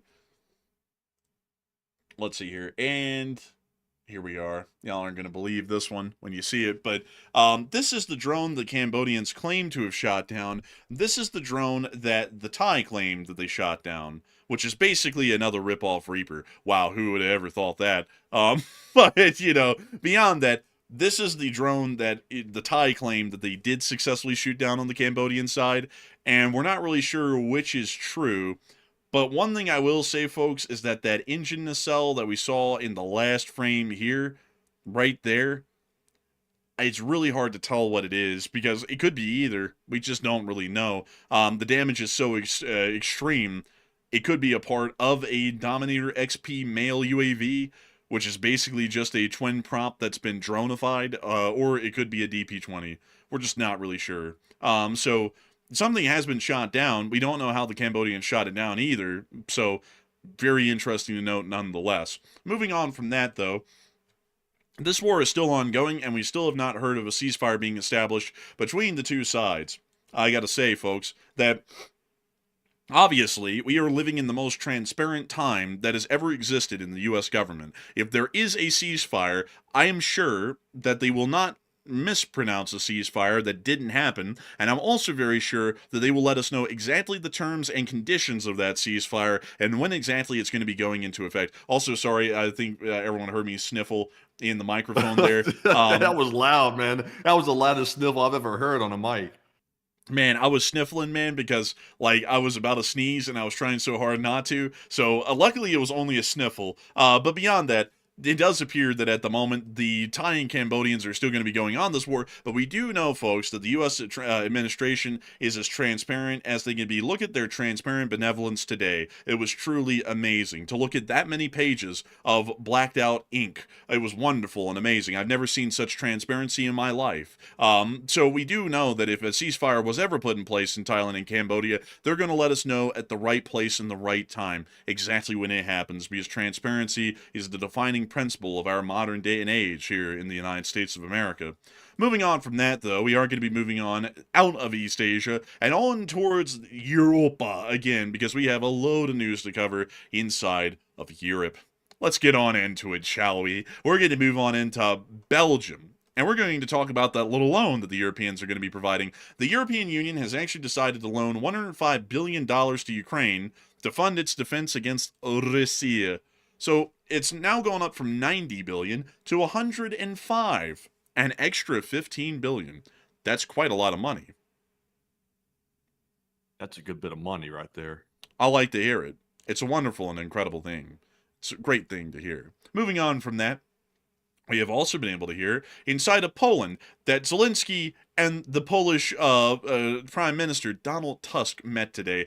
We sadly cannot play the clip, but we can read the transcript for y'all. This is what the Polish. Wait a minute. I'll let me be Tusk, okay? I'll be Tusk. Tusk said, "You have." Wait a minute. Hold on. You be Tusk. I don't know if I can do a Polish accent. You have stronger cards. I know you don't play cards, as you said once. You remember? But sometimes. With us, you have stronger cards. Slav Ukraine. Yes. Yes. But beyond that, that's what we had to do, folks. Our budget is low, okay? We have a low budget here, so we gotta make do. Man. All right, everyone, it's time to do a Shakespeare. We're going to be doing Macbeth. But anyways, beyond that, the Polish made a little bit of a jab today. I also think that the next thing he's probably going to say here in Poland is, I've heard a lot of news from the United States, but most of it was redacted. And then we're like, this guy's a comedian. Put him up on stage. Damn. But, it appears that Poland's saying that Ukraine is safe with them. They're in good hands. Like a good neighbor, Poland is there. So great thing. Wonderful thing to see. Moving on out of that, though, it's time for us to move on into the Russian Federation. we got to get into all the developments that we haven't gotten into in Moscow, which is none. Had to make sure, because I always miss one in there, and I always hate it, because I have to go back after we're done with the full quote-unquote news, and they're like, oh yeah, by the way, so I always want to make sure. Moving on out of Moscow, though, it's time for us to move on around the country on a grand tour. Moving down to Tolyatti, we were able to see that the Ukrainians whipped out that shoddy on the Yachty, and apparently hit a chemical plant within the area. Take a look at it. That thing's on fire. And it looks like it's burning quite nicely, too. So, gotta say, wonderful to see, wonderful to know, and we love to see that a chemical plant was hit by the Ukrainians overnight. Sheesh! Skirt! But anyways, moving on, we also were able to see in Oriel, or as it's actually called, Oral. The Russians love Oral. But we were able to see that the thermal power plant was bombed overnight within this area as well by the Ukrainians. Listen to those air raid sirens. Isn't it delightful? The hellscape. Reminds me of the old Soviet times. Man, that was like back at Chernobyl. Phone lines. Much. Oh! Look, a little mini Chernobyl. They're getting a replay. Is that the subconductors, or is that the Chernikov? Like, it's at the Chernikov radiation blast. A total F up. Oh, look, some theatrics. In the middle of a war. Wow, this girl has her priorities. She got a good down. acting career. Man, she got an acting career ahead of her. She's trying to be selected by the Russian government for the next movie. Okay, all right. Well, moving on from that, very interesting to see, neat to note. Moving on out of that clip out of Oral, they are currently in a blackout at the moment because of that attack. Now, moving on towards the Belarusian border at the town of Novozhbaikov, or Novozhivkov, if I'm pronouncing that correctly. It's very hard to pronounce. We were able to see that the city was also under attack. Is that rain on the tin roof, or is that the Russian air defense? It's a Russian air defense. It's option B. That's also what happened. That's a doozy there. Man, what a doozy. Man, whoop-de-doozy. Well, moving on out of the town of Novozhivkov, or whatever the hell it's named, so, insert stupid Russian name here, we're going to be moving on down into the Caspian Sea, where we were able to see that another oil platform was hit. It was this one. It was the Luke oil facility at the Rashushisnoye field. Two other platforms had previously been hit, halting production. This one was hit last night. Well, what do you know, folks? I gotta say, the Ukrainians are trying to rig the war in their favor. Get it? Because they're blowing up oil rigs. Ah, man, I tell you something. It's something hilarious here. But the Ukrainians are really giving a working, in all jokes aside, to the Russian oil rigs at the moment, and they have hit about 3 of them so far. So we are understanding that the Russian oil fields in the Caspian Sea are seeing some decreased production because of this, and they consider that to be quite unfortunate in Russia because they're not making a lot of money. Moving on out of that, we are going to be moving on towards Novorossiysk. We've got news out of Novorossiysk today. A Coast Guard ship in the area was hit overnight. Wow, it was this one. It kind of looks like garbage, really. Honestly, I thought it was one of their better looking ships out of all the ones they have, but I'm sure it's probably not great on the interior. Really? You thought this was good looking? Man, they have no angles on this thing. This thing has like PS2 graphics. I think it's okay personally, but I've heard this is a FSB operated ship to a degree. Kind of. The Coast Guard, the Border Guards, they all kind of work with the FSB and the GRU to an extent. So, yeah, it kind of is. But quite interesting to see that they did hit it. We don't know how much damage it took overnight, but, it is what it is. Meanwhile, we also were able to hear this little phone call, this little itty-bitty phone call that was had today in the Vostochny Rayon. So y'all all know that all the ships in the Vostochny Rayon, which is this little place right here, are currently stuck in place because the Russians took a whole bunch of caissons and sank them right at the only entrance into the port. So at this moment, the entire Russian Black Sea Fleet is stranded, and apparently a lot of these people are going to maybe be without a job here in the future. According to what we've seen out of this phone call, which was intercepted by the Ukrainians today, the Russian sailors in the Black Sea Fleet are now given an ultimatum to sign a contract and stay on the ships or get automatically transferred to the 810th Marine, not Marine Brigade, it's actually in Russia, a Naval Infantry Brigade, which many of y'all will know this one. Oh boy, I can't wait to get y'all into this one. Oh, man, this is great. The 810th Guards Naval Infantry Brigade is a brigade that we have talked about before on this channel because they have literally been destroyed about 3 or 4 times over from what we know. Everyone who was originally in the unit at the beginning of the war they're all dead. And all of the people who replaced them are all dead, and the people who replaced those people are all dead as well. We believe that they're on their 4th iteration of the 810th Separate Guards, Order of Zhukov and Ushakov Naval Infantry Brigade, named for the 60th anniversary of the Soviet Union, which is actually the technical name of this brigade. So they're on their 4th generation of guys in this unit. What they're trying to do is, because the Black Sea Fleet is pretty much stuck in place now and there's really no reason to have all these guys on ships, is to try and see if they're going to force them into the 810th to go get put in the meat grinder. The last place we saw the 810th in any heavy combat was during the Battle of Kursk, where they lost their entire brigade twice over around the city. I believe it was of Bolshoi Soldatskoy, but let me make sure. It was near Bolshoi Soldatskoy, and they lost about the entire brigade twice over. So this phone call is actually a Russian commander telling them that's the ultimatum. So here it is. У нас же Саша тоже в армии служит, слышал, нет? В Новороссии, в Крыму. В Крыму, да, в морфлоте. Он же подписал контракт, понял? Чтобы не идти на срочку. Он сразу... Да, смотри. Он подписал, короче, контракт на 2 года, понял? Вот. Проходит, он приезжает к нам сюда домой в отпуск. Вот. И ему звонят оттуда и говорят: Саш, смотри, есть 2 варианта. Если ты сам лично подписываешь контракт, ты остаешься на своем корабле, где ты служишь. Если ты не подписываешь контракт, а хочешь типа уволиться, тебя автоматически просто подпишут, понял? Вот. И ты пойдешь в 810.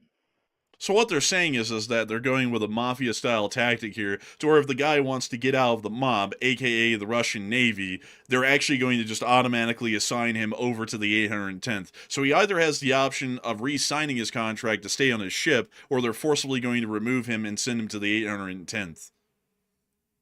You guys admitted the commander talking. It sound like he's losing out. Go send the contract, send him to the meat. You have to understand that the Russian Federation, all counties and committed to the Russian fleet, are incredibly incapacitated due to the toxicity of the blood quantity of the alcohol. Get the красное blood, You gotta admit, he sounds just like you'd expect. Yeah, he sounds just like an alcoholic. I mean, like, he sounds like he's not just an alcoholic, it sounds like he's plastered right now. I would say that his blood alcohol content is probably near fatal levels while he was on this phone call. А 810, ты знаешь, что это такое, да? Ну, это с тюрьмой. Но я тебе скажу так, зарплата не очень, понял? The salary, this guy is talking about the salary isn't good in the 810th. It's like, yeah, you know also what isn't good? The fatality rates in the 810th. Those aren't really too good either. По-моему, под 70. Что-то такого. Вот.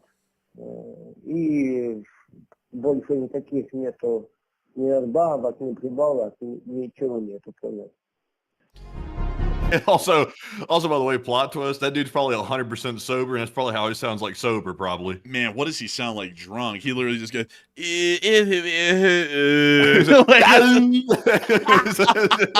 bad. Oh, man. Oh, dude, you know something that I just realized tonight, man? You know, like, our viewership is actually doing quite good, folks. But I just realized Matthew White is somewhat low. There's a fight going That on fight. right now. Yeah, I know. Yeah. I already knew that when it started. I was like, everybody's watching that fight. I refuse to watch that. I refuse. I'll hear about it later, but I don't want to watch it. Yeah, I mean, the last one was, like, honestly a letdown, so, I'm not really interested in watching them myself. But moving on from that, we also were able to see, moving on out of that news, in the port of Novorossiysk, we also have been able to hear that a third ship may have been hit within the area of the Black Sea. It's this one. We don't really know that for sure yet, so we're going to be waiting to get some further information on this. So just keep it in mind, that might have been a third hit on another ship, but we're going to make sure to vet that and confirm that here in the next few days, or maybe tomorrow, most likely. Meanwhile, near to the Istanbul in the city of Izmit, and we do want to clarify, this Istanbul is not the capital of Turkey, it's Ankara. Come on, man. It was misstated. Listen, we just have to clarify that, That had me crashing out all day, folks. If you watched the short war video earlier today, I'll be honest with you, I do have a pretty good excuse, though, for it. I mixed up the capital of Turkey. The capital of Turkey is Ankara, but I said Istanbul like twice in the video. I listened back to it and realized it after I'd uploaded the video. I was like, damn. I said Istanbul is the capital. But the problem was the Wi-Fi had gone out, so I was trying to fiddle with the mobile hotspot to make the video actually upload, and I was trying to like write the beginning of the script for it and things like that. I was trying to make the internet work, and I got completely mixed up with it. So a complete goof up. I was crashing out all day over that stupid mistake right there, listening back to it and just cringing like, oh my God, I'm like, how'd I do that? But I tell you, luckily, that's a rare occasion with that type of mess up like that. But I tell you what, those are the mistakes right there that just grind my gears something else when I listen back to it. And folks, he called me up. Like he was getting this nervous about this. I was doing stuff all day, errands and things, moving boxes around, trying to get Christmas ready and everything. And so he calls me up and he says, "Listen, my brother Andrew, this is the deal, okay? We have to make video, and my internet is not working. So if you need to, you'll have to make the video.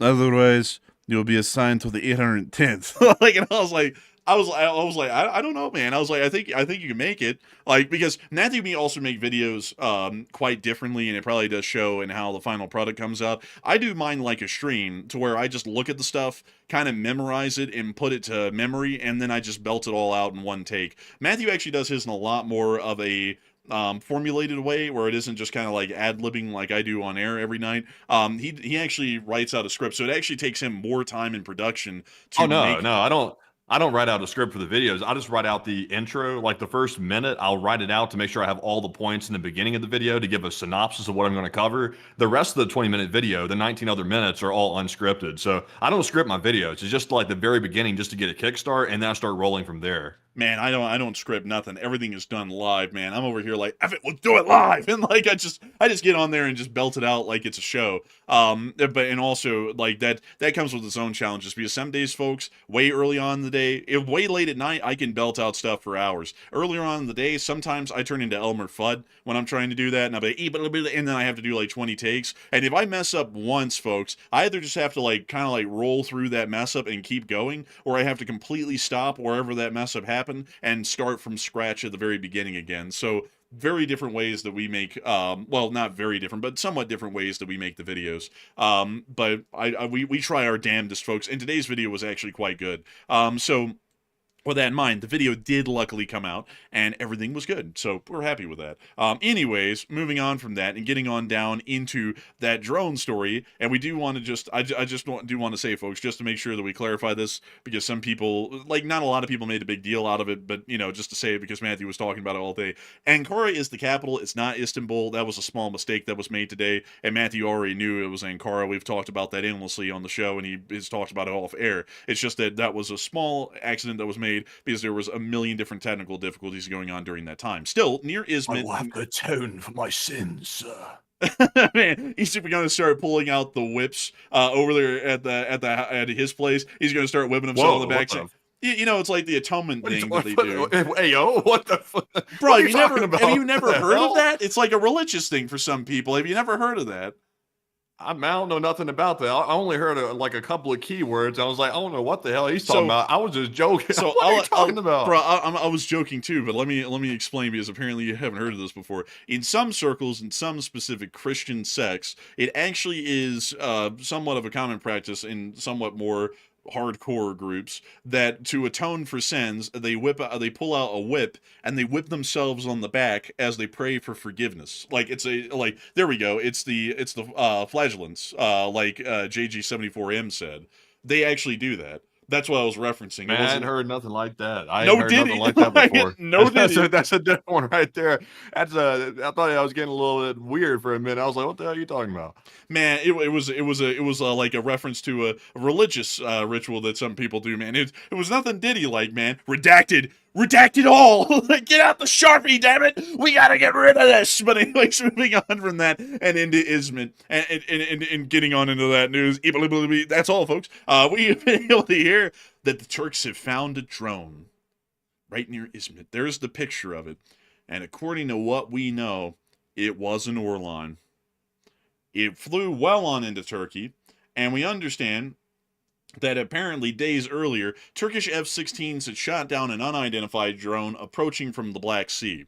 So, it does appear that for the first time ever, the Russians are actually breaching Turkish airspace now, and a lot of people are wondering whether this was intentional or not. But before we get into that news, we have been able to hear that the developments on the S-400 system are becoming more complex, because Turkey was originally planning just to give it back to Russia, and now the Senate Foreign Relations Committee chairman is stating this is a good sign of faith from Turkey, but the S-400 systems cannot go back to Russia. It will undoubtedly be used to support the war effort against Ukraine. There are many other options on the table that would address long-standing U.S. concerns. President Erdogan must recognize the importance of the matter and abandon this tie to Russia. So apparently they're trying to say that Turkey has to find another way, or at least the Senate Foreign Relations Committee chairman is saying that they have to actually find another way to get rid of it rather than giving it right back to Russia. I don't know how they're going to do that. Apparently, he has at least a couple of plans or options that the Turks could take rather than giving it right back to the Russians, as he alluded to that here in the post. But still, it appears that we are actually trying to get the Turks to abandon the S-400 at the moment,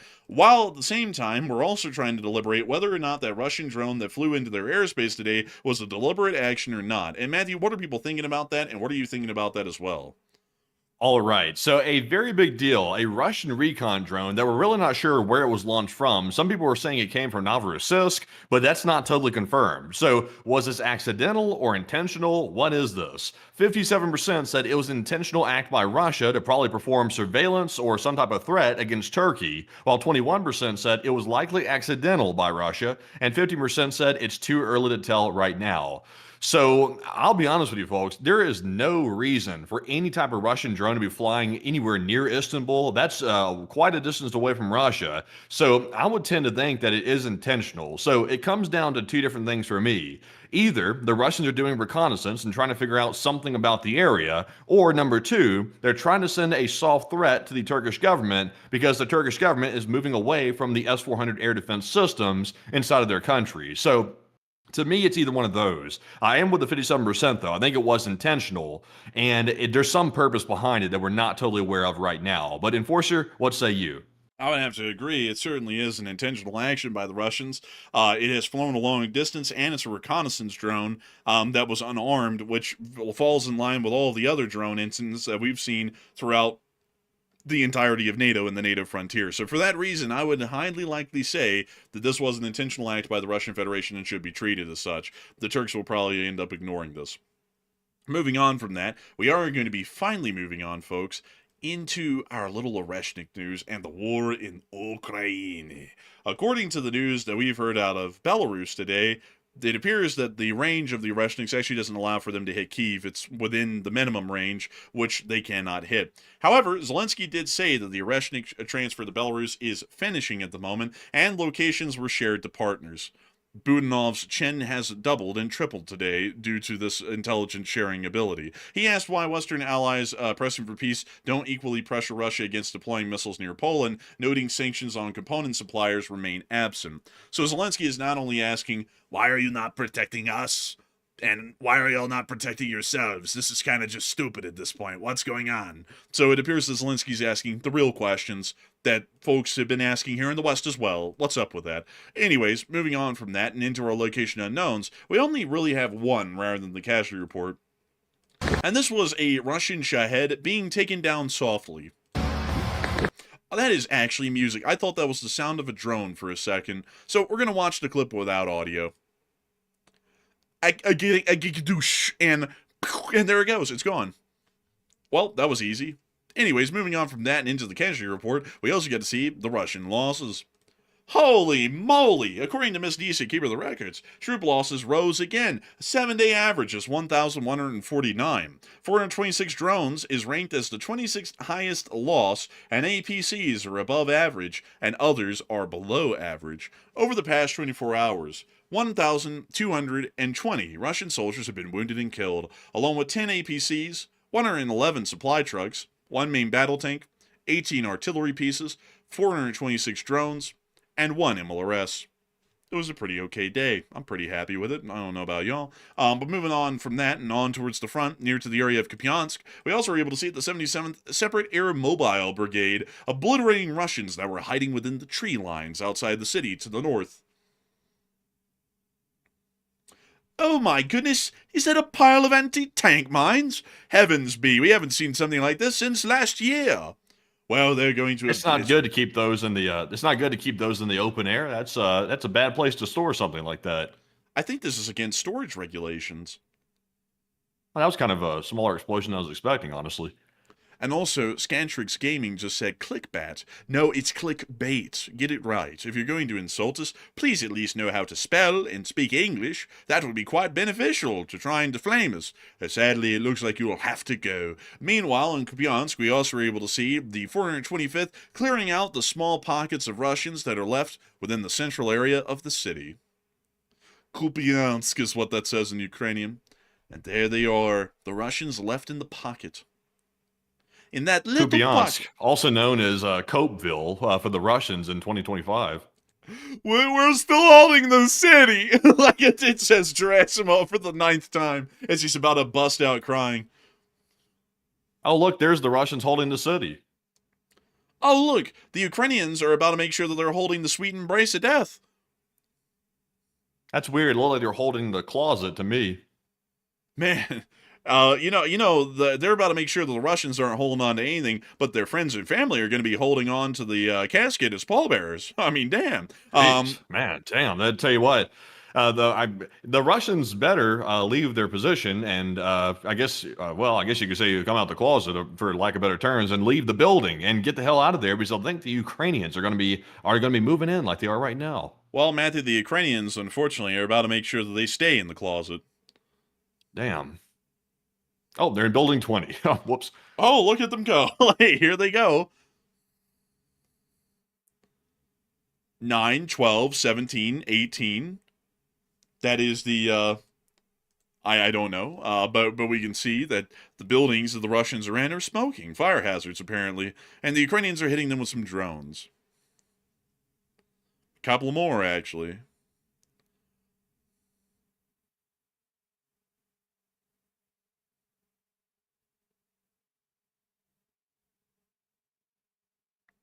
I see some people saying, seeing a city like this destroyed is kind of sad.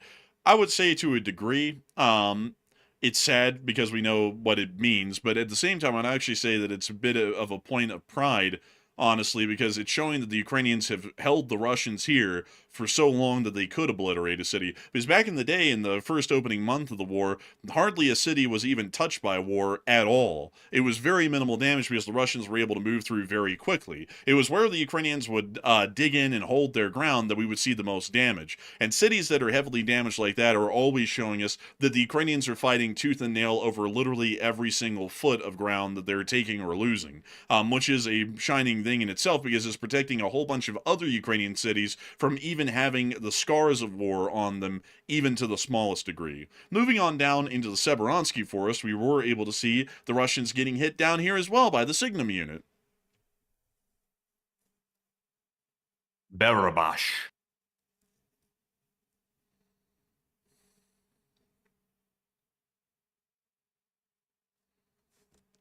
We see them here flying in another drone. And another one. Low battery, it says. They won't have to worry about that too long. The battery's about to get obliterated by the bomb that's carrying. Oh, look, an artillery piece. It was a D-30. Hey! Nice, they got it. And they're going to get it again. And they're going to get this vehicle protected by a net. And another one. Another one. Oh. Ooh. Chestnuts roasting on an open fire.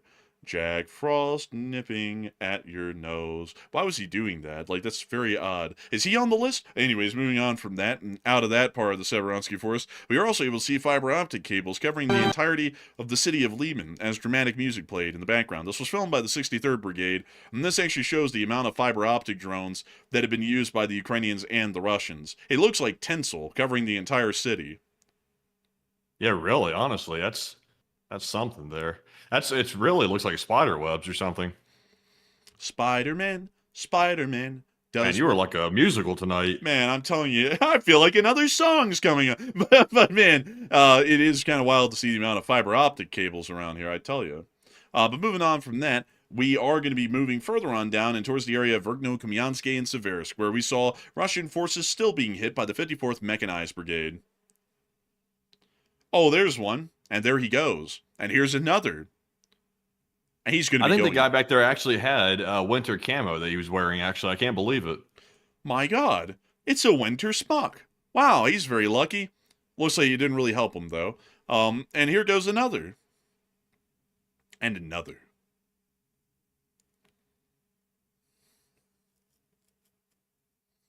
This one's trying to get into this bunker here. Also, by the way, I see a couple people saying, "What fight are y'all talking about? That fight you were talking about? There was a Jake Paul fight or something going on. You know how the Paul brothers got into boxing or whatever? They do these fights every once in a while and stuff like that. I think it was one tonight. Yeah, I think there was. Apparently, I've been hearing that one of the brothers is getting hauled off on. Apparently, from what I'm hearing in the chat, I don't know personally, but we'll see in the aftermath what people are saying about it. But you know, the last fight was basically two people kind of like spinning around the ring and kind of just like pretending to throw punches at each other. Maybe one of them grazed the other every once in a while. It wasn't really that interesting to watch. But moving on from that and down into the area of Pokrovsk, we also were able to see them clearing out the Russians. This is near the Dobropilia flank, which is the northern flank of the battlefield of Pokrovsk.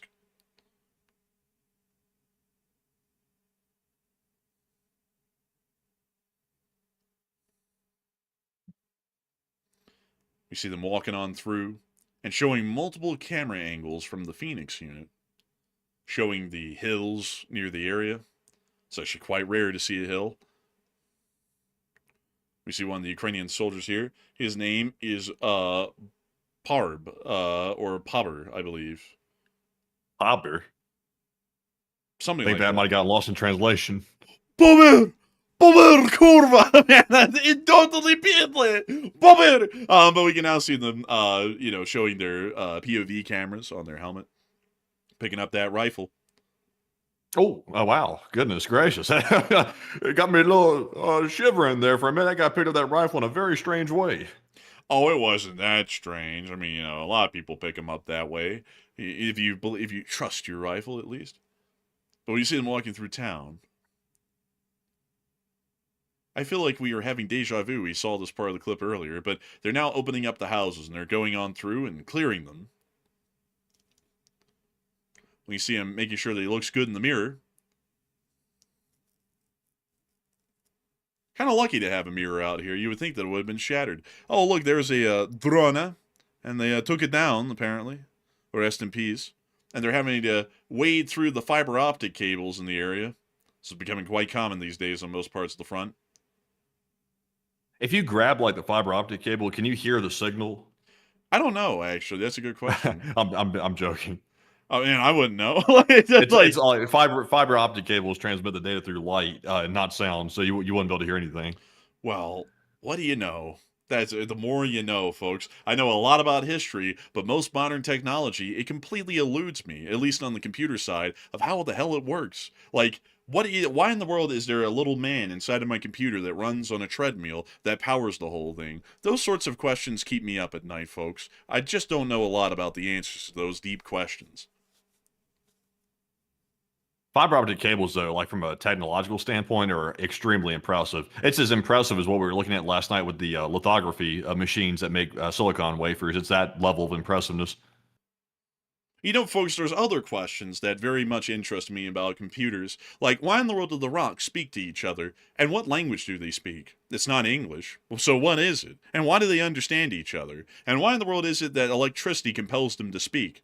Well, I mean, I guess electricity compels everyone to speak. You know, if you attached an electrode to someone and you zapped them, I'm sure they'd start talking. So I guess that's how it works. But then also, doesn't that mean that computers are inhumane to the rocks? I mean, we're basically torturing a whole bunch of rocks in there by zapping them and forcing them to talk. Shouldn't we let them live in their own lives as rocks? These questions are very... Wait a second. Look at that drone he's using right there. Go back for a second and get a still image of that drone they had sitting on the ground real quick. That was an interesting thing. It looked like a DJI, but it had like modified arms on it and stuff. Let's see this thing real quick.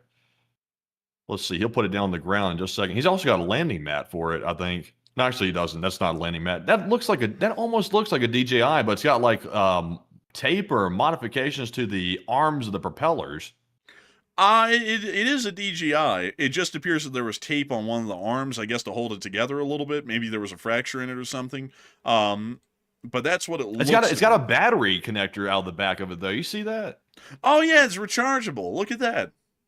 Yeah, but I mean, all of them are rechargeable. It's just that's a strange thing. I've never seen like an external battery hookup on one of those before. That's a modified version of it. Oh, for sure, I'd say.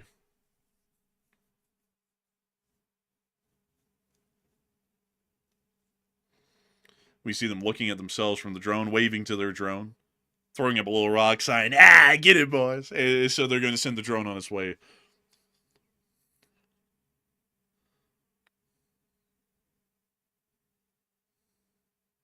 Oh, vaping. He was hitting the Benjamin. Gotta have a little smoke break. Yo, this is like strawberry daiquiri. I still remember that to this day, man. That one thing. You want to smoke it? It's like, no. It's like, you stupid? Oh, man, that knowing laugh. Like, man, it really gives it away. It gives away the answer that I left there as a rhetorical one, but man, you answered that one easily right there. Look at this mud. Oh, look at this. Is that sunflowers that are ruined? I think so, and that looked like an RPG in the middle of them all right there. Yeah, that's just an RPG warhead attached to something, and it didn't blow up. Man, that's depressing, honestly. Like a very beautiful, I'd imagine, a beautiful sunflower field just scarred and ruined, scorched. Oh yeah, but they do wilt and die off in the winter anyways. It's a common thing for them. Phoenix. They show this like every 30 seconds. Here goes the drone laying low. Actually, this is a cameraman. Sorry, this is not a drone. I was just so used to drone footage at this point, I assumed that most everything's a drone. When you see him looking around the sky. And now you see him walking through town.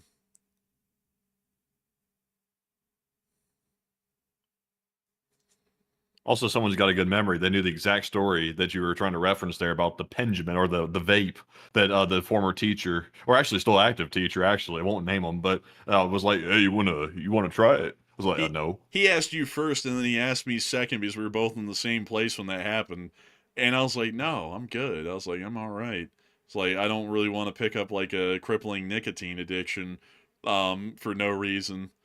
It's like, why in the hell would he even ask that question? It's like, aren't teachers supposed to be like role models or something, They're supposed to tell you to not do that. Yeah.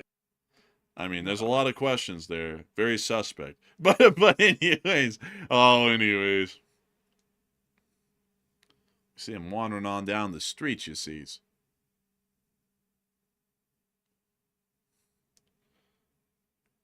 And we see them wandering on into a building using a red light. Oh, wow. This is what the U.S. government was seeing today with that deadline. They were seeing red. put the Sharpie on everything. And so, anyways, that was the Phoenix unit's actions today in the area of the northern flank near Dobropilia. And moving on down to Hradivka, we also got to see them hitting Russian forces down here on the 92nd Assault Brigade.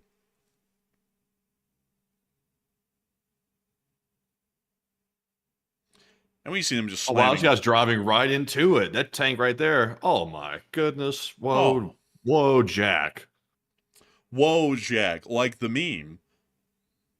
Oh. Whoa. I don't know what we were seeing there. Also, a lot of people are telling me that the fellow was just knocked out. Like, clean? Cold? You're saying it was cold? So you're telling me that... who in the world was he fighting even, Matthew? He was fighting a dude that's a lot taller than him, I can tell you that. I saw the little clip of the weigh-in. That other dude was towering over him huge. I don't even know who the other guy is, to be honest, but he looked like you could have put some whooping on the guy. Man, I gotta tell you, when a lot of people get knocked out, folks, that's usually the downfall of a successful career. But anyways, moving on from that, we also got to see the 17th targeting and hitting OSA air defense systems around the area of Kupiansk as well. Take a look at this. This is more so from the southern flank, and they're showing off all the targets they're about to hit and are going to hit. And here they all are simultaneously. This is not for a public display, but we're watching it anyways. I guess you could say, folks, the word of the day is redacted. Boxers are being redacted off of their win records. Some people are seeing that entire lists are being redacted. It's one hell of a day for redactions. It's a good business to be in redactions today. Oh!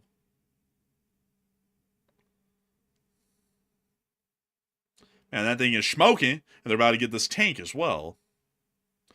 Oh, nice.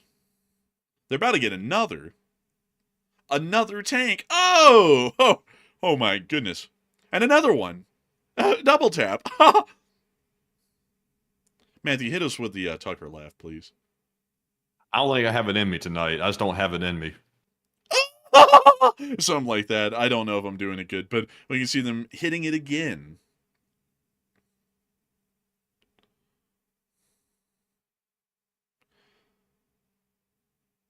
I see a lot of people talking about the fight. I don't know who he was fighting, but I just remember that the running joke was that he was always picking like 60 and 70-year-old people to fight or something like that. I don't know what happened with this fight, but apparently that streak has been broken, apparently. But anyways, we see them continuing to hit the tanks within the area.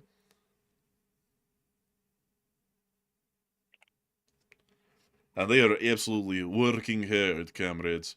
They are obliterating every tank around the Pokrovsk area. Man, look at that. Well, with that, that's the end of that clip. Nice to see the work of the 17th NGU in the area. And we've got one last clip, folks, of the 7th Corps doing its work against the Russians in the area. Let's take a little gander. Oh, wait a minute. This is the same clip. 7th Airborne Corps.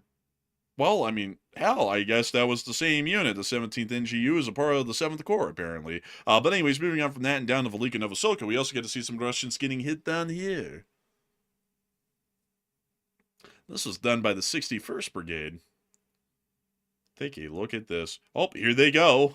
Oh, that one probably didn't make it down the basement. Goodness. But this one's going to make it through this door. You put one foot in front of the other. It's the musical tonight, everyone, with brand new tunes and songs. Here comes another. Right down into the building. Look at that. And here they go right into a bunker as well, giving them a little bit of the treatment.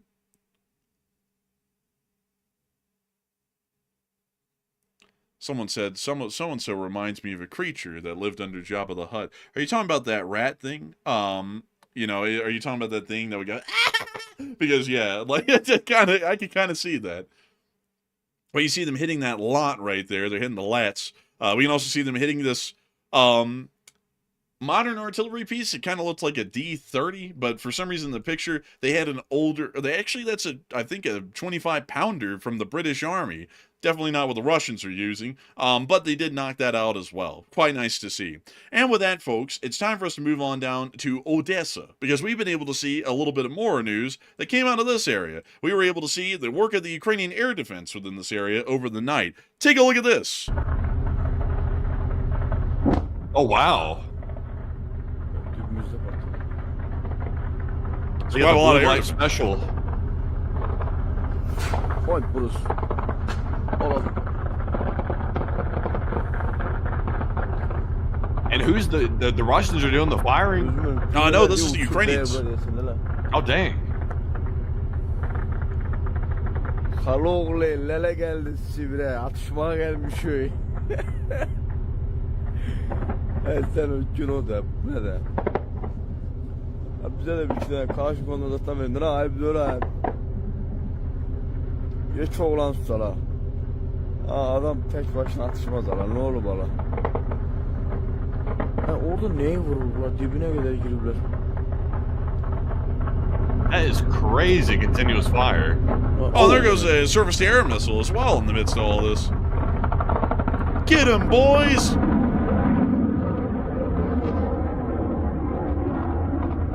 Oh, and they got him. It looks like Ukraine's actually hitting the targets. They don't miss. Sen fikrini gideceğim diyesen bravo o kör kurşun dille ne diller o.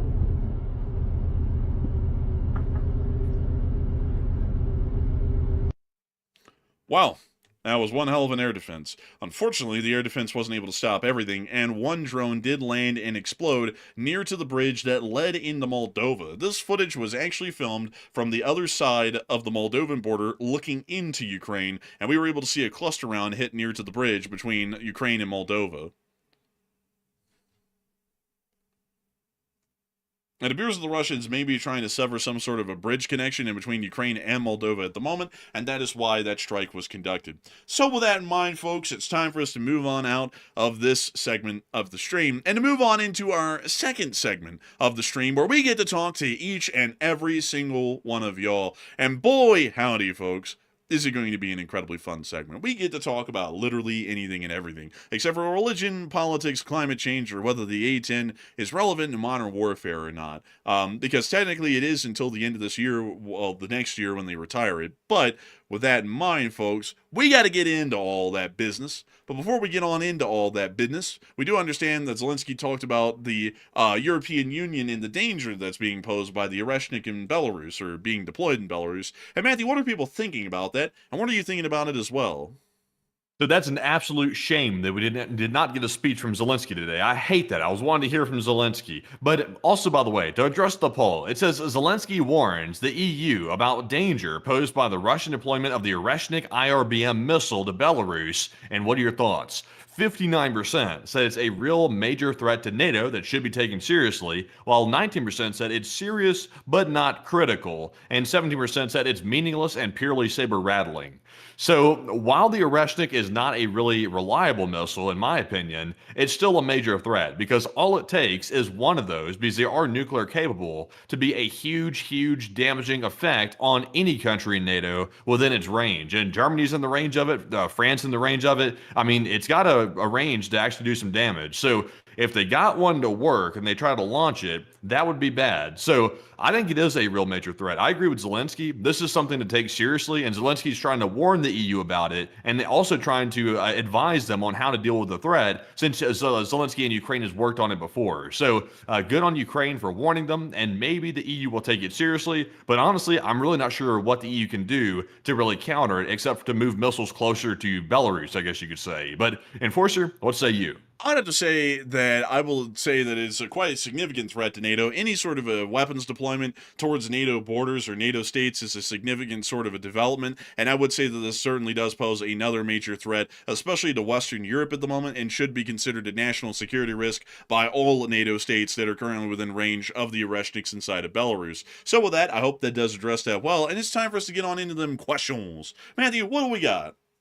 All right, so getting into our first super chat here. This one goes to none other than Dan Brooks. And Dan puts in a very generous $100 support. And thank you very much, Dan, for that massive support right there. And we do appreciate it. He said, I got my first paycheck in over a year today, and thanks for getting me through a hip replacement and unemployment and LSA, happy holidays, and LLT, LSA. Dang, and congratulations, Dan. That's crazy to hear. You got through all that. And a huge congrats to you. A hip replacement, and you finally got yourself a nice paying job, I hope. And I got to say, a humongous thanks to you so much for having been here with us. We're happy to have helped you to pass the time in the midst of those tougher moments right there, and right back into working hard in this country. I got to say, it's a wonderful and incredible thing to hear about success stories, and you're certainly one of them. And so a humongous thanks to you so much once again for support, Dan, and helping this channel to keep on running. And of course, long live the Lee Spring Army, and the Lee Spring Army will never die, and I hope that things are up and up from here. So a humongous thanks to you so much once again. I hope that does address that well, and with that, we're on to the next one.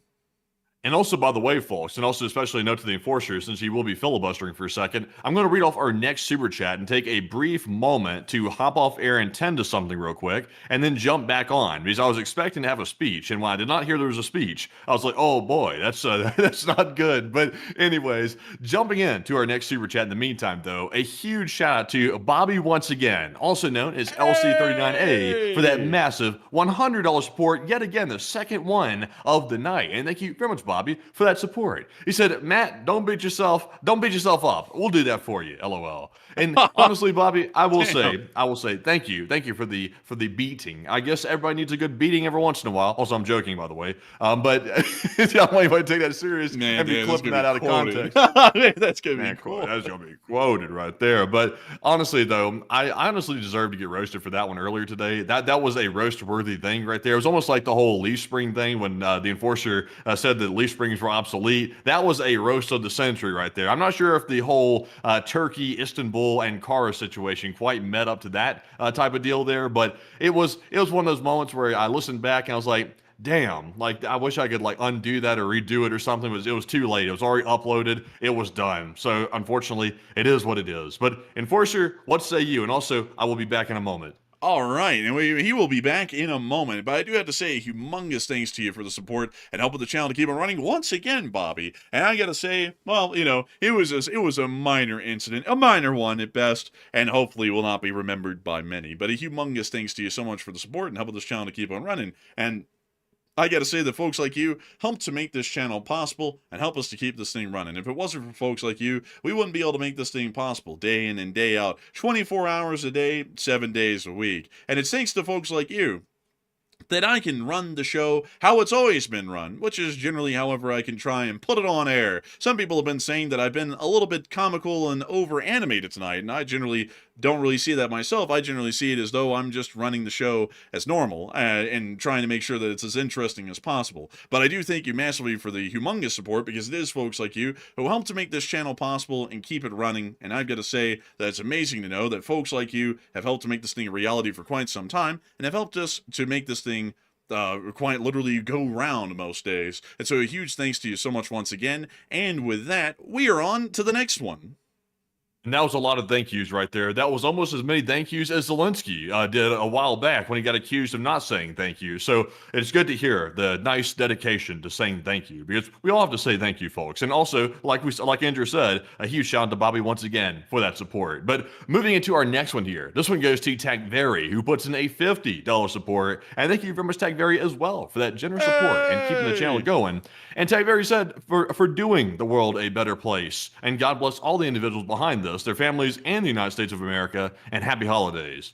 I gotta say a big thanks to you so much for the support, TANKER, and thank you for saying that we're doing the world, we're doing a better thing for the world is the best way I can put it. I was trying to figure out how to rephrase that to where I could say it, but I gotta say thank you for the high praise. We try our best, and I generally kind of look at what we do as just telling the news to folks, but it does mean a lot to people, you know, and you know we could inflate ourselves up and say, you know, no one else does it this way, which really no one does, and just reports the foreign policy and the developments going on around the world and just keeps it at the facts. And folks like you, I got to say, it's wonderful to know that folks like you do appreciate it. I got to thank you greatly for that. And I also have to say, beyond that, we do wish everyone a Merry Christmas here on the channel. It's coming up here quite soon. And also it's a wonderful thing to know that everyone here in the US of A is always making sure to enjoy this thing and of course consider it to be a primary source of news. So humongous thanks to you so much once again. I hope that does address that incredibly well. And with that, we're on to the next one. And our next one goes to Joseph Carr, who puts in a $50 support as well. And thank you very much, Joseph, for also supporting the channel very bigly. And Joseph said, with the U.S. military adding Dark Eagle missions to missiles, that is, to its inventory, which can reach past Mach 5, are we getting close to making nuclear ICBMs obsolete? No, there's no way that ICBMs will ever be obsolete because there's no delivery system on the planet that could fire and hit the Russian Federation or China in less than 30 minutes, except for an ICBM. So those will never be becoming obsolete unless if we have hypersonic missiles that are hitting, say, Mach 70 or 80 through most of their flight time. That would be the only time that we would ever see a decrease in the time from launch to impact, and no hypersonic missile is ever going to get close to doing that. It's actually a bit of a misnomer that a lot of people have, that hypersonic missiles are faster and more effective than an intercontinental ballistic missile. There is really nothing that can intercept an ICBM these days, and on top of that, nothing can beat it in terms of speed. If China launched a hypersonic missile at the United States right now, taking the shortest flight path, it would take about a couple of hours for it to reach the United States of America because it would have to fly all the way across the Pacific. On the other hand, if they fired an ICBM, it would take about less than 30 minutes. So I would generally say that we're probably not going. Also, I see someone saying that it's a space-based missile. That would technically be in violation of the Outer Space Treaty, so I would generally doubt that. And I would generally doubt that a weapon like that would ever be put into actual practice, because technically that would be the weaponization of space, and then we would see a space arms race ongoing, because then the Chinese and the Russians could do the same. So there really is no way to beat the ICBM as far as a delivery system, but I do thank you massively for the support and helping this channel to keep on running, because if it wasn't for folks like you, we wouldn't be able to make this channel possible, and we wouldn't be able to keep it running. So a humongous thanks to you so much once again, and with that, we're on to the next one. And also, a big shout out to Marion Deemer, who threw in a $30 support, but did not leave a comment, though. But thank you very much, Marion, for throwing in that support, like always. And also, I think she's sadly already left for the night, so she's not here to hear it. But hopefully, Marion hears it tomorrow. But thank you once again for a longtime channel legend, once again, supporting the channel. And Enforcer, what say you? And I gotta say, a humongous thanks to you for the support and helping this channel to keep on running, because if it wasn't for folks like you, we wouldn't be able to make this channel possible, and we wouldn't be able to keep it running. So a humongous thanks to you so much once again. I hope that does address that well. And with that, we're on to the next one.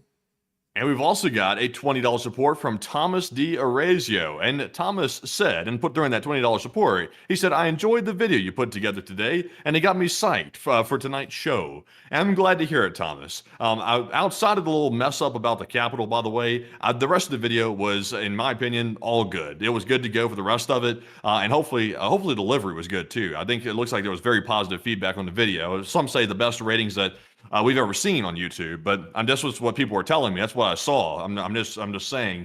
Some people turn off the cameras when I say that, but you know, beside the point though, some say it's the best video, and I guess I would have to take them at their word for that. And also, thank you very much, Thomas, for the kind words. But Enforcer, what say you? I thank you for the support, Thomas. Good to hear that you enjoyed that video earlier today. That was actually made by Enforcer Matt, not myself, and it's great to hear that it hyped you up for the show tonight, because we covered even far more news tonight than we do on the videos. The videos are always annotated, like all of ours are, but it's always great to know that people also enjoy the longer length live streams at night that are usually 3.5 hours to 4 hours long these days. But a huge thanks to you so much once again for support and helping this channel to keep on running. I hope that does address that well. And with that, we're on to the next one. All right, and our next one goes to BLK Tornado, who puts in a 20. And thank you very much, good sir, for that support as well. He said, birthday stream, yay. And also happy birthday to you, BLK Tornado. I hope you're having a good one. He said, I've been watching for years and finally got a super chat. And big yay.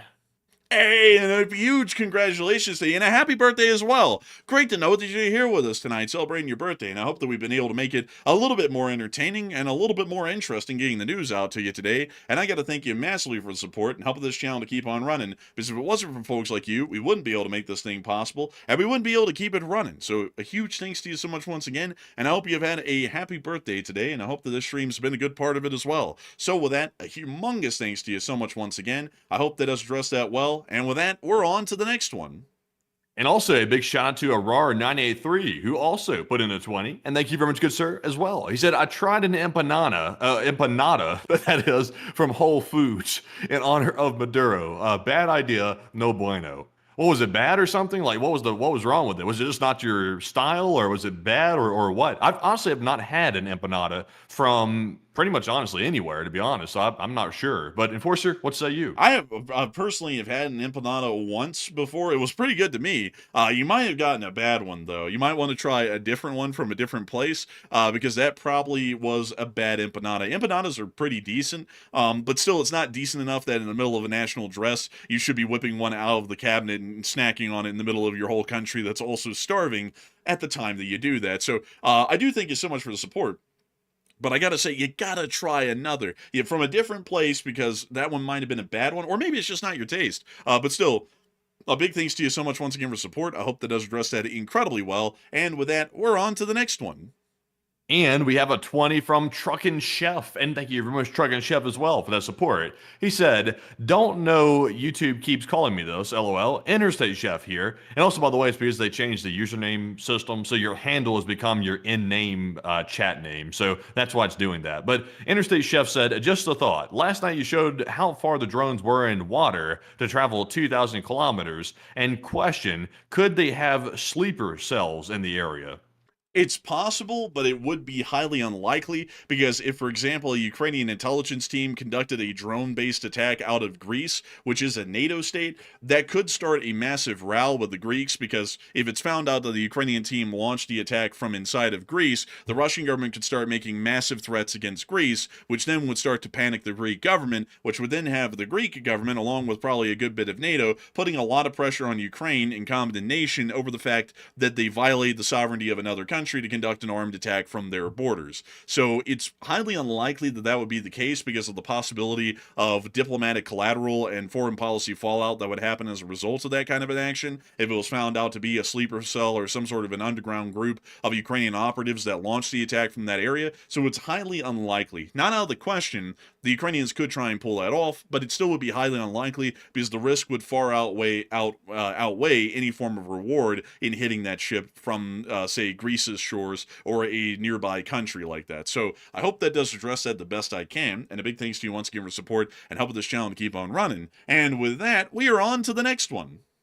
And we have a 28 Australian monies that just came in from Duncan VR, all the way from Australia in the Outback. That's where you go out back, by the way, is Australia. If you want to go out back, you head down to Australia. But Duncan put in a 28, and we do appreciate that. And Duncan said, Bamu, inshallah. Enforcer, what is the inshallah rat mouse saying lately? And what are you guys doing for Xmas? And what are we doing for Christmas? We'll be spending Christmas with a family. So that'll be quite interesting. And also, let's see. The Inshallah mouse, which is Farfor, he hasn't been saying much lately. He was actually martyred recently. So he's... When was that? That was a long time ago, actually. Oh man, Farfor. He got a Farfor a bit of trouble out there in the middle of nowhere. Where'd he get martyred at? He got martyred by the Israelis in an Israeli detention center. No joke, that's like canon, according to the channel. Oh wow, I can't believe they'd even take the. I thought according to the bad groups out there in the Middle East that they were saying that Israel doesn't take prisoners. How come they took the rat prisoner? Let me go and show you this, because this is a frame from the episode. Let me see if I. Oh yeah, here he is. In the episode, getting martyred by a quote-unquote IDF officer or some Mossad guy or something. Like, they legitimately, like, killed him off. It's canon. He's just gone. He's been replaced by a load of characters. These are all of the characters of Tomorrow's Pioneers, which is technically the show. He was replaced by the bee, and then another bee/bear, and then a rabbit, and then a bear that's on crack. So all of these, by the way, have been martyred in some way. Like, they either got bombed in an Israeli airstrike, or they got, like in Farfor's case, he got martyred by a Mossad agent or an IDF official or something like that. So he hasn't been saying a lot lately, because he's been pushing up lilies, technically. The headline's insane. It says how Hamas turned kids into bad word right there with a TV show featuring jihadi mouse. Bloodthirsty bunny. What the hell? What the hell? That's crazy to me that those groups have literally cartoons that they're making. It's like, that's wild. Yeah, like it is pretty wild, pretty crazy if you ask me. But yeah, the whole Far 4 thing, honestly, Tomorrow's Pioneers is just a wild deal. And what's crazy, folks, is that the Israelis have directly bombed this studio an endless amount of times. I'm not kidding. They actually have just tried to straight up bomb the studio, even when they were in the midst of filming, which I do have to say, folks, is quite questionable. Because there are children in the studio when they're trying to bomb it. But outside of that, this studio has been bombed multiple times, and crazily enough, they just keep surviving. Like, they either are avoiding the airstrikes, or they're just packing up and moving out, or they're just surviving a direct hit every single time because the show is still running to this day. Technically, it ran until 2009, but from what I've heard, the actual channel that runs this show is still running to this day, and they would film it out of their studio. So, pretty interesting with that. And there's the wide list of characters again that they had. That's crazy. Go down to Far 4's little biography down here real quick. Let's see. Far 4, a mouse whose design resembles Mickey Mouse, a costume character with a high-pitched voice who co-hosted this show. Far 4 has expressed some interesting views, stating that the two of them are, okay, let's see, I don't really want to read all that right there, but okay, he simulates shooting an AK and throwing grenades. This rat here is from the trenches. Let's see here. It's depicted as being beaten to death during an interrogation with an Israeli who's trying to acquire the key to somewhere. Something, does that say Rata? Ratata? Where? What does that say? It says trying to acquire the key to something. Tel al Ratata? What does it say? Tel Arabi. Oh, okay. Well, it's a fictional Palestinian settlement. This is like a busted plot line. Like, this is like bad TV, to say the least. So moving on to the next character, which was Nahul, which was a bumblebee. Let's see here. Let's see. In February, here we are. Let's see. In February of 2008, it was revealed that Nahul was very sick and in need of an operation. Although Nahul and his parents traveled to Al Arish, Egypt for medical treatment, they were denied permission to leave Gaza by Israeli authorities. He dies in what the show calls a martyr's death. So the next character also died in a way to glorify the cause and demonize the Israelis. Then Asud, which was a Bugs Bunny-like character, which is the third one up here. This one, which I don't really think is really Bugs Bunny, or it's really more so this one, actually, the fourth one. Sorry, correction there. Let's see. Asud actually ended up, let's see, he used the breach of the Gaza-Egypt border as an opportunity to return to its homeland in Palestine in order to liberate it. In episode 305, Asud was seen dying in a Gazan hospital after being injured in an Israeli attack. On his deathbed, he tells Palestinian children they must fight and die to liberate Haifa, Tel Aviv, and other Israeli cities. And then, of course, he dies as a martyr. So then there's Nasser, who is the fourth co-host, and is a brown bear. So this one is the absolutely busted one on the far right that looks like it came out of a nightmare. So that's this one. So let's read how it went out, because of course it goes out as well. Let's see. As such, he vowed to debut, let's see, the episode to wield a firearm and perform a jihad. And apparently he actually went out by exploding. So, I mean, you know, like it is a absolutely messed up show, folks, and it's a children's show, mind you all. Yeah. It's literally encouraging children to martyr themselves to further the cause, which is Yeah, absolutely sick. all jokes aside, that's really actually disgusting, actually, because they're making the cartoons literally to indoctrinate young children. There's no other purpose as cartoons. And when every single plot line says martyred by Israel during an Israel attack, it's like, obviously it's propaganda. And they're literally teaching the children to be murderous, basically, through these cartoons. Yeah. Also, every single episode, folks, is it's an absolute propaganda fest. Like this one, episode 3, Nahul's rant. It literally is just a rant against the Israelis. That's the whole episode. So you know, every single one of them is just a propaganda episode to try and radicalize the Palestinian youths. What the? It says, wait a minute, go back down for a second. It says, Nahul and Sarah's Feast of the Sacrifice extravaganza. What the hell? So, let's see. She continues that Rafa sings and the Kalashnikov replies. The Kalashnikov replies, "What the hell?" Man, I slay from far away. Man, this type of shit going on in Gaza. The song ends with Sarah singing, "The first stone where we celebrate our victory. Raise your sail for the sailors. Your lighthouse illuminates the sea of blood." Wow, this is really child-friendly here. When the song is finished, she joins Nahul, who is outside wearing a necktie and a party hat. Sora asks Nahul if he would like to give holiday greetings to Eid al-Adha, but Nahul laments that he has next to no family to convey greetings to, since his two brothers and aunts were martyred in the First Intifada, Second Intifada, and Battle of Jenin. Furthermore, he states that his mother suffers from diabetes, which is just a side note, by the way. It has nothing to do with the martyrdom cause, and his father suffers from hepatitis. Hadil... Why? Anyways, Hadil, a calling guest, discusses the sacrifice of the calf that their family made, and then Yakin from Gaza calls in, and Nahul laughs at her, unable to remember her name. Oh, so he's just an asshole. And Nahul's voice is considerably lower pitched in this episode, and so instead of being it's look at you, I don't know what you're saying. Like, it's like, I don't know why that's the case. Maybe they had a stand-in, but that's one hell of an episode. And then this is the one I believe that he's martyred in. Man, this is some sick shit. Black magic. Wait a minute, this show, Asud arrives. This one ends with him declaring that he will eat Jews in the name of what? What? Oh my god, this is bad. So they're just resorting to straight cannibalism? This is sicko junk.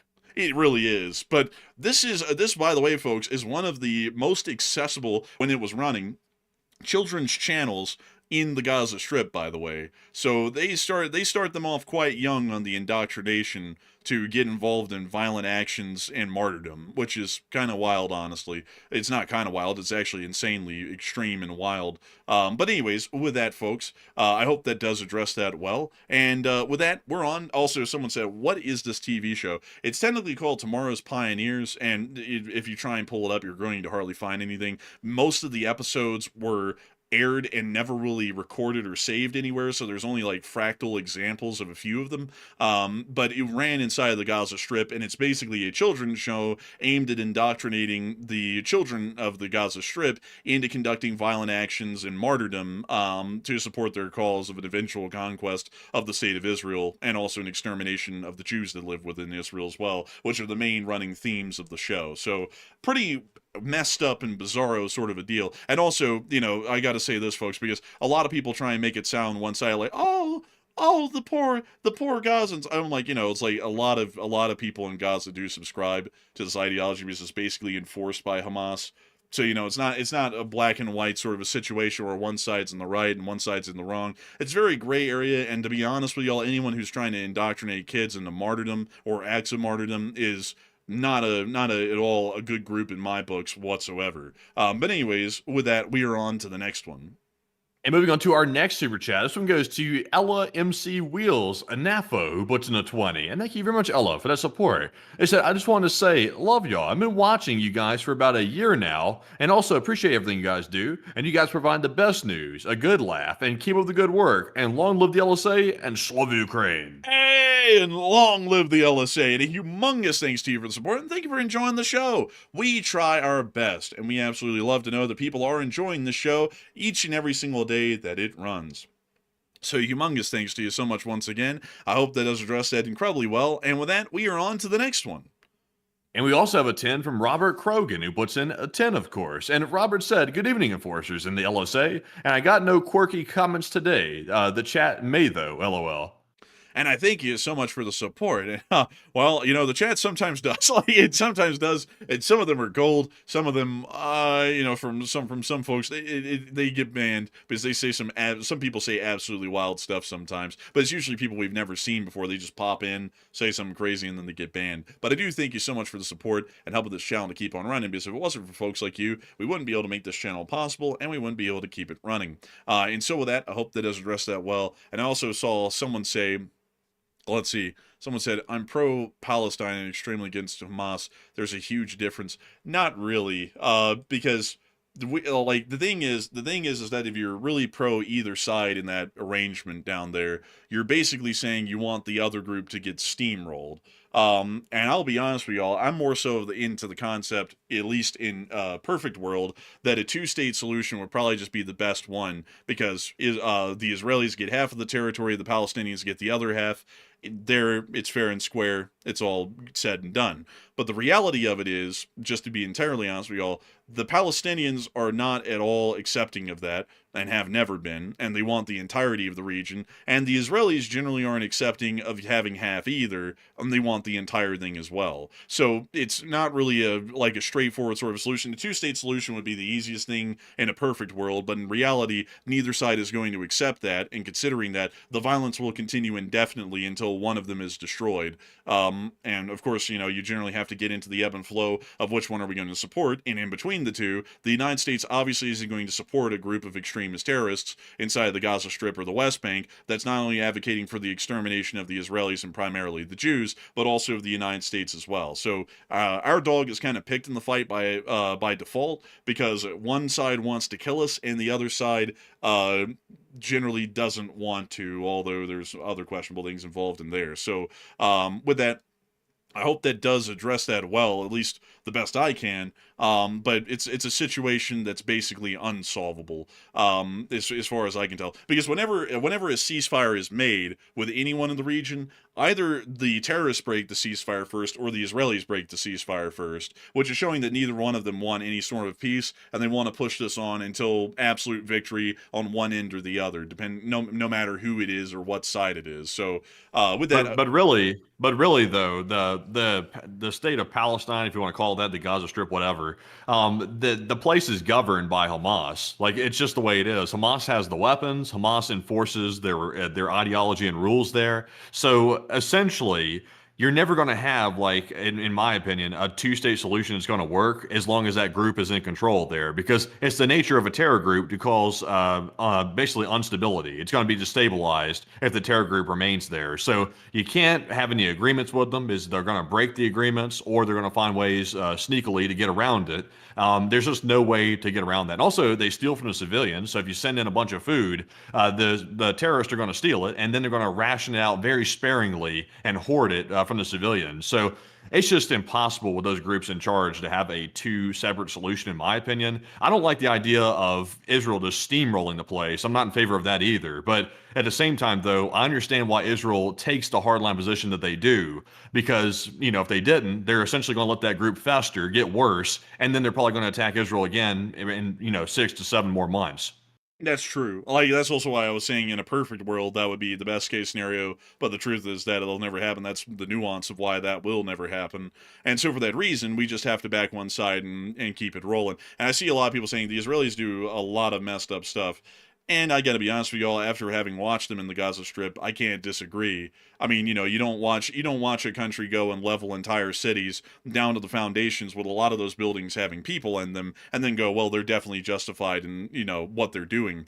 It becomes very questionable at that point. If the United States had done that in, say, Baghdad, we would have never heard the end of it inside the United States and outside the United States from the rest of the world. And we didn't, because we have incredibly strict rules of engagement. The Israelis, on the other hand, will just bomb anything, whether just because it's a perceived threat, which I'll be entirely honest with you all, puts them in line tactically with the Russians. If they generally go in with a scorched earth mindset, and it doesn't matter if there's innocents in a building only, or if there might be some terrorists, if there's an idea of some terrorists being in a building, they will obliterate it. And I see someone saying they roof knocked. They roof knocked at the start, but they didn't roof knock during the whole thing. After a while, they just started flinging bombs into buildings and just hoping that it was hitting something. Like, if you look at let's see, satellite photography of these areas today, which I believe, let's see, it isn't really showing it too well in these areas, but if you look at some of the satellite footage in some of these areas today, some of them have literally been destroyed completely to the foundations.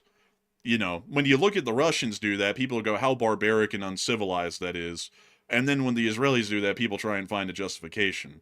And I'm not one to try and say rules for thee, not for me. When we're talking about the rules of war, it's fair across the board. And that's an absolutely messed up thing to do, is to just start leveling entire civilian areas because there is a belief that there may be enemy combatants within there somewhere, without following any sort of strict rules of engagements to limit the loss of civilian life as much as possible. But at the same time, I also got to say, it's not like the forces of the Palestinians are any better. They're literally trying to brainwash children into conducting acts that will lead to their own deaths, into martyr for the cause and other things. So it's not like any side, like I would say, as far as how this is going these days, it's not like there's any side in this fight where you go, wow, that's like a white knight in shining armor. I mean, both of them are incredibly morally dubious and quite questionable, just to be entirely honest, with how they operate against each other. But at the same time, if we're talking about the situation from a very removed standpoint, which is the American strategic standpoint,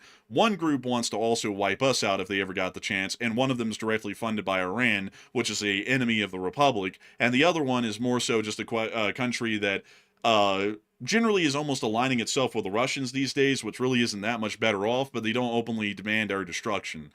So that is generally the situation that we have at the moment. But I'll be entirely honest with you all. After Netanyahu made the statement that the position that Israel has with the Russians is a friendly one and it serves their interest, I really don't have that much of a conviction, or more so a principle, of supporting the Israelis heavily from this point on. If they're going to say that the Russians are their friends, they can go and get weapons from the Russians and also let them give them billions of dollars for free a year to be able to defend their country, because the United States should not be getting involved in supporting and arming countries that are openly saying that enemies of the Republic serve their interests. That's not something I'm a big fan of. But anyways, with that, I hope that does address that well. I had to bring that up, by the way, because that's a little bit of an important thing to consider, the nuance there. And also, there's a couple of other things that they've done within very recent times that makes me quite unhappy. Like, for example, they did sell a prototype of one of their aircraft that was heavily designed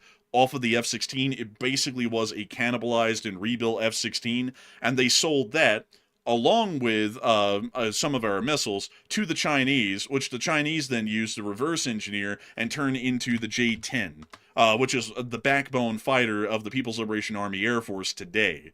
If the Israelis had not gotten a hold of the US F-16 to try and fiddle with it, which generally we never give anyone any permission to fiddle with our weaponry, the Israelis are basically the exception. If we hadn't given them that permission and we hadn't sold the F-16 to them, the Chinese wouldn't have the J-10 today, because they would have never been sold the fiddled version of the F-16 that the Israelis sold them.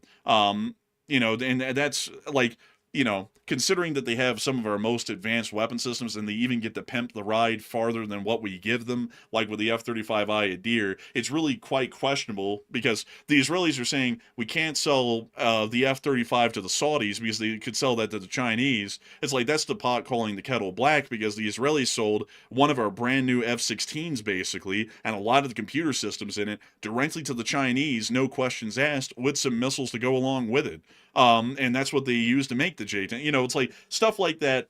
It's really hard to sit there and say that it's a great position for us to be in that sort of a relationship. They can either change their position, and that would make me say, oh, well, I'm fine with them, or they can keep on doing what they're doing right now, which I'm not going to agree with at all. And on top of that, another thing that I got to say is that as far as the regional interest that we have within the area, the United States can bomb and also get involved in ground action against any of Iranian proxy forces that Iran funds, including al-Nusra, Hezbollah, Hamas, and the Houthis, without the Israelis. All of our forces in the area are based out of Saudi Arabia, Kuwait, Qatar, and Iraq, along with Syria and Jordan. The Israelis do not allow us to base any U.S. forces inside of their country unless of their air defense only, and that means that they only allow our forces into their country when it's serving them a one-sided beneficial interest on their end, but it doesn't serve us any beneficial interest at all, rather than expending our own missiles to defend their airspace. We get like, as far as strategic value these days, we get a far more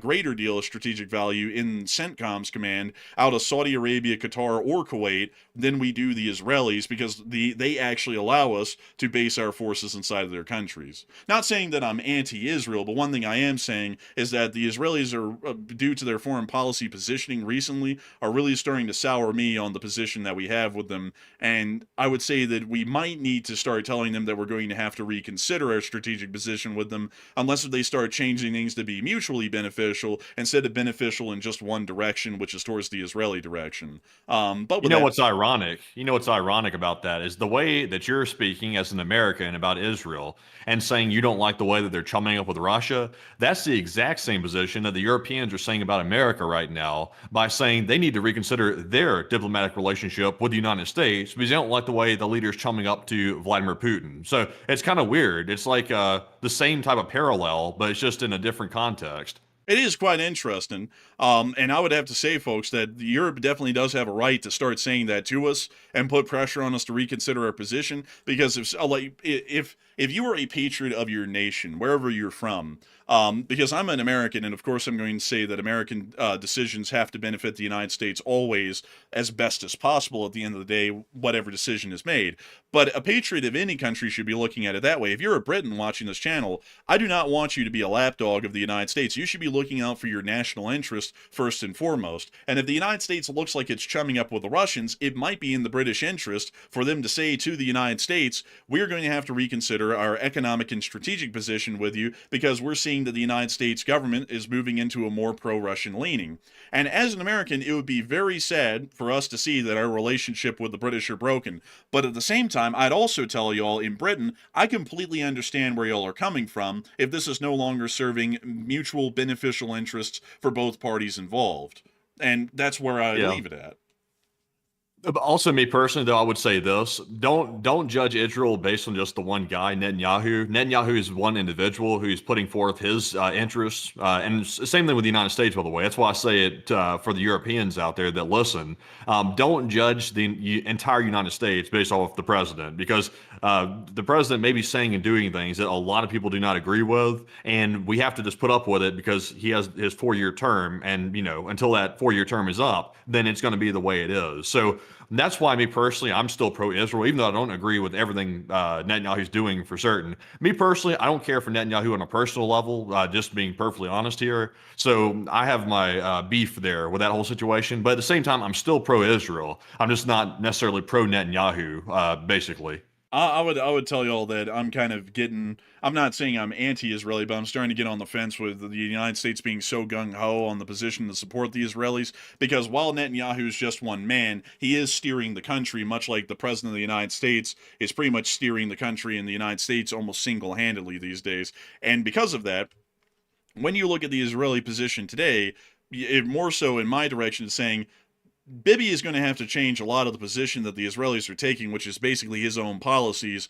Otherwise, we're going to have to start reconsidering our position with the Israelis until the situation changes. That's what I'm saying. So, of course, not trying to make it sound like I'm trying to be anti-Israeli, but what I am trying to say is that I want this to be a mutual cooperation between the United States. If the Israelis want us to continue to support them as heavily as we have been over the past few decades, they need to allow for U.S. forces to be based inside of Israel for power projection purposes within the region. We also need to see that on top of that, the Israelis stop a decent amount, or at least publicly show that they're stopping a decent amount of the counterintelligence gathering operations that they conduct against the United States on a common basis. And not only that, we would need to see that the state of Israel starts to follow more stricter rules of engagement against forces like Hamas and others within the region, because while the United States does support actions against Iranian enemy combatants, including their proxy forces, at the same time, that does not mean that we believe in Russian scorched earth tactics where you can level entire cities to try and knock out 10 enemy combatants. That's something that we don't agree with here in the United States, because we're a civilized nation of civilized people, and we have far more advanced rules of engagement and principles about the rules of war than some of our allies do, which would include the Israelis. Outside of that, if they've met those 3 criteria, I'd be fine with them. I'd say, hell, they serve a mutual beneficial interest. We help them out, they help us out in our own way. But right now it's one-sided, and that's what I don't like about it. But anyways, with that, we are on to the next one. And our next super chat goes to Chef Danny B, who puts in a very generous $100 support as well. And thank you very much, Danny, for that very generous support. And we do appreciate that very, very much. And Danny said, "Good evening, Enforcers. Chef Danny here, and in my Uber on the way home from work. And any updates on Operation Hawkeye Strike, LOT, LOC." And a humongous thanks to you for the unbelievable support, Chef Danny B. And we don't have a huge amount of updates that have come out during the stream. It actually looks like the airstrikes may have stopped just about the time that we went live, from what we can tell. About 70 targets were hit throughout the country, mostly by U.S. Army rocket artillery within northeastern Syria and the United States Air Forces within the area. And it appears that the operation has generally ceased for now, and we're not sure if it's going to be starting up again or not. So we're going to be keeping an eye on it, but that's really all the updates that we have at the moment. So with that, I hope that does address that the best I can. And a huge thanks to you once again for support and helping this channel to keep on running. And with that, we are on to the next one. And we've also got a 20-pound super chat from none other than Butchie777, a channel legend, by the way. And thank you very much, Butchie, for that support. And we do appreciate that very, very much. All the way from Britain, Britannia. Hey! And Butchie said, "Good morning and good evening, chaps. Google the Vizcacha, the world's most disappointed animal. And I saw one on the TV last night and thought Gerasimov had made an appearance. And love the show and all you do. And LOC, baby." Damn, that thing is sad. Oh, dang. That is a disappointed looking creature. Do we have any more pictures of this fella? Oh, Oh, wow. Honestly, that thing right there is, I mean, that's depression. Man, this one right here looks like that dog from that meme where that song's going, you know, the one I'm talking about? Yeah. Like where it's embracing its fate. Why does it look like a chinchilla? It kind of does look like a chinchilla. They don't look like that when they're on the move, though. They look more so like a rabbit squirrel. But that is one hell of a sad animal, though. Like even here eating it doesn't look that happy. What a poor, pitiful creature. Look, this one's denying. Well, this one's actually telling a homeless man he has no money. Damn, that's brutal. Man, bro, someone said, "You got a diamond." This guy's going, "Oh, I'm sorry, I only carry card. It's a tough economy as it is." You got to get the accent. You got to say, "Oi, governor, I ain't got no cash on me. I ain't got nothing. Go ahead and walk about your way." Going about your business, yeah? Like it's, man. But dang, they just all look like that. They all look so sad. Poor creatures, really, you know? Hey, I would It's hate... really a hard life.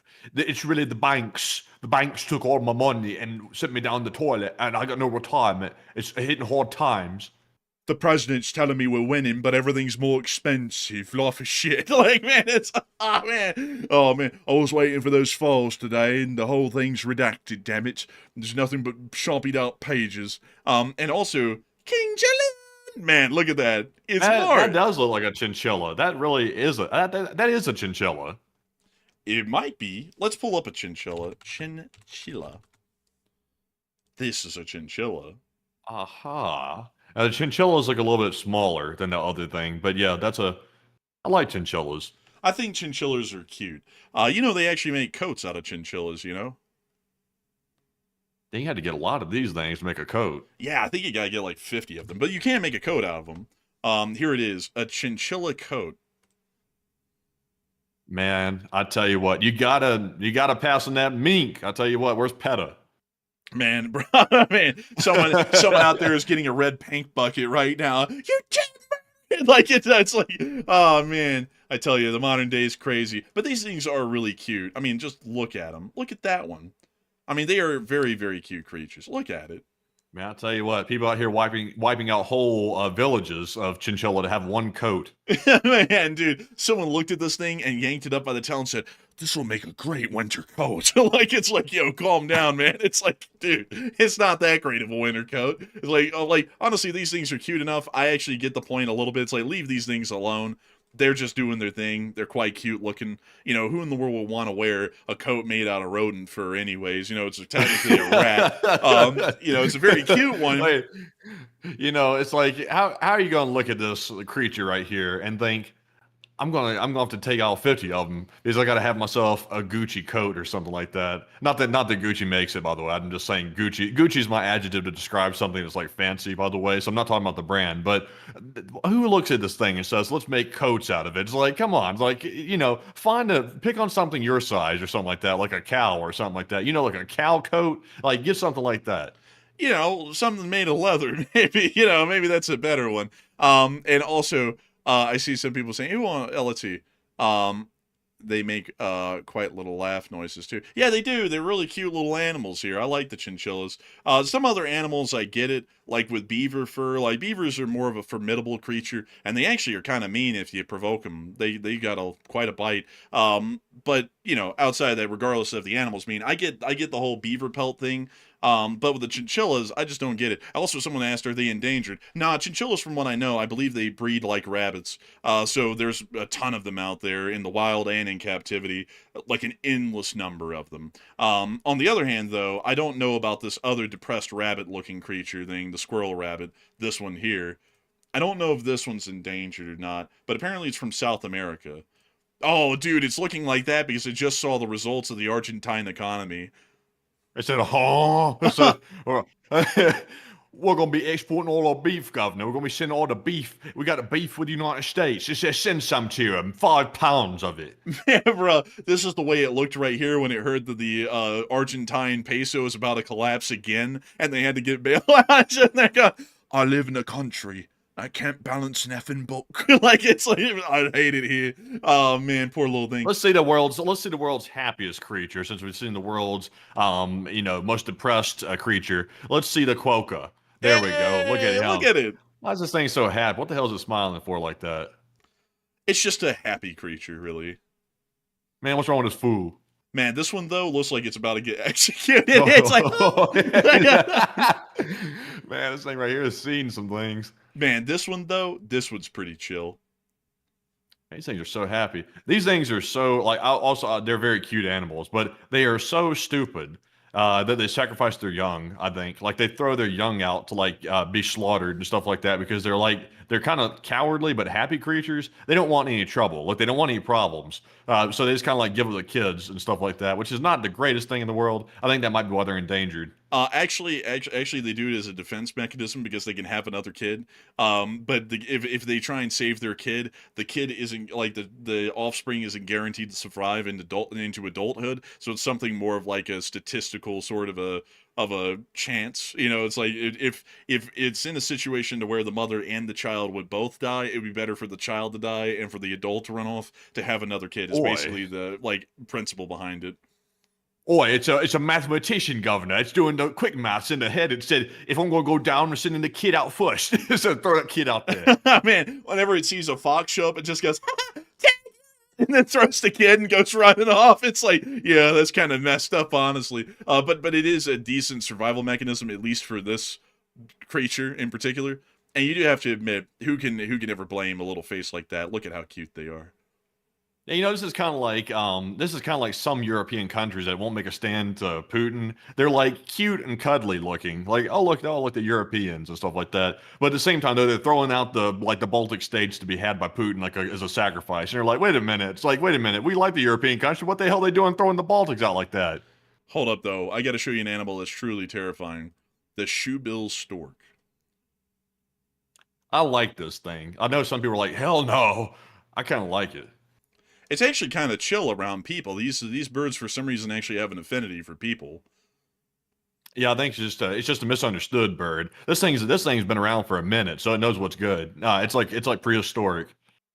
Man, this thing comes over and tells you, man, it's like, hey, the Italian cavatappi is pretty good. You ought to try it sometime. It's like, oh, okay, man. No, man, you got it all wrong. It looks like that. It scares people away, but when it starts talking, it's like, have you ever tried the cavatappi, sir?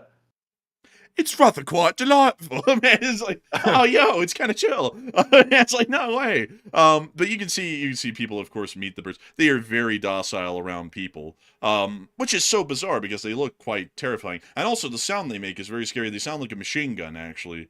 It sound like an MG's nest, but it's not to ward people off. It's just a little bit of a quirk. Right. It's a bit of a feature, as Doug DeMuro would say. Let me go see if I can get you all that sound. Oh, they don't have, like, the button that you can just click for most birds. So I'll have to pull it up off screen and just play the audio for y'all. But here it is. The shoe. That's not what we want. Meet the shoebill. Meet the shoebill stork. It's like, wow, okay, cool. Here we go. Here it is. I think this is it. Yeah, here you go. This is the sound that it makes. Man, sound like the beaches at Normandy. Man, it sounds like Detroit on the worst side at night. That's the crazy.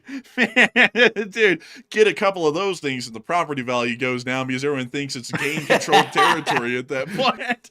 That's crazy. It sounds like a freaking, that sounds like a machine gun and somebody screaming in the background, too. Like, oh!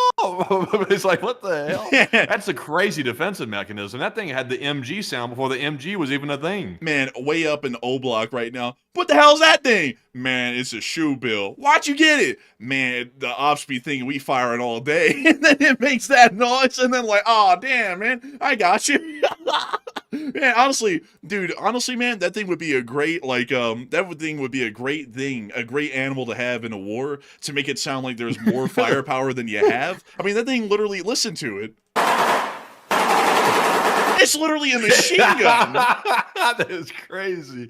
It would be wild. Like, could you imagine if you insert one covert shoebill stork in the middle of like a drone swarm that's going for like some targets, and you can somehow activate it, like you poke it or something like that remotely, or it starts doing the machine gun sound, the screaming and stuff like that. So that way it's like a psyop while the drones are coming in for the attack. They're like hearing the machine gun noise and stuff like that. Deploy the tactical shoebill. Like you put it out. It's like, oh my god, get down. We're under fire. Man, if you got enough of those things, dude, you can make everyone think that they're under fire. Like everywhere on the battlefield. Oh my lord.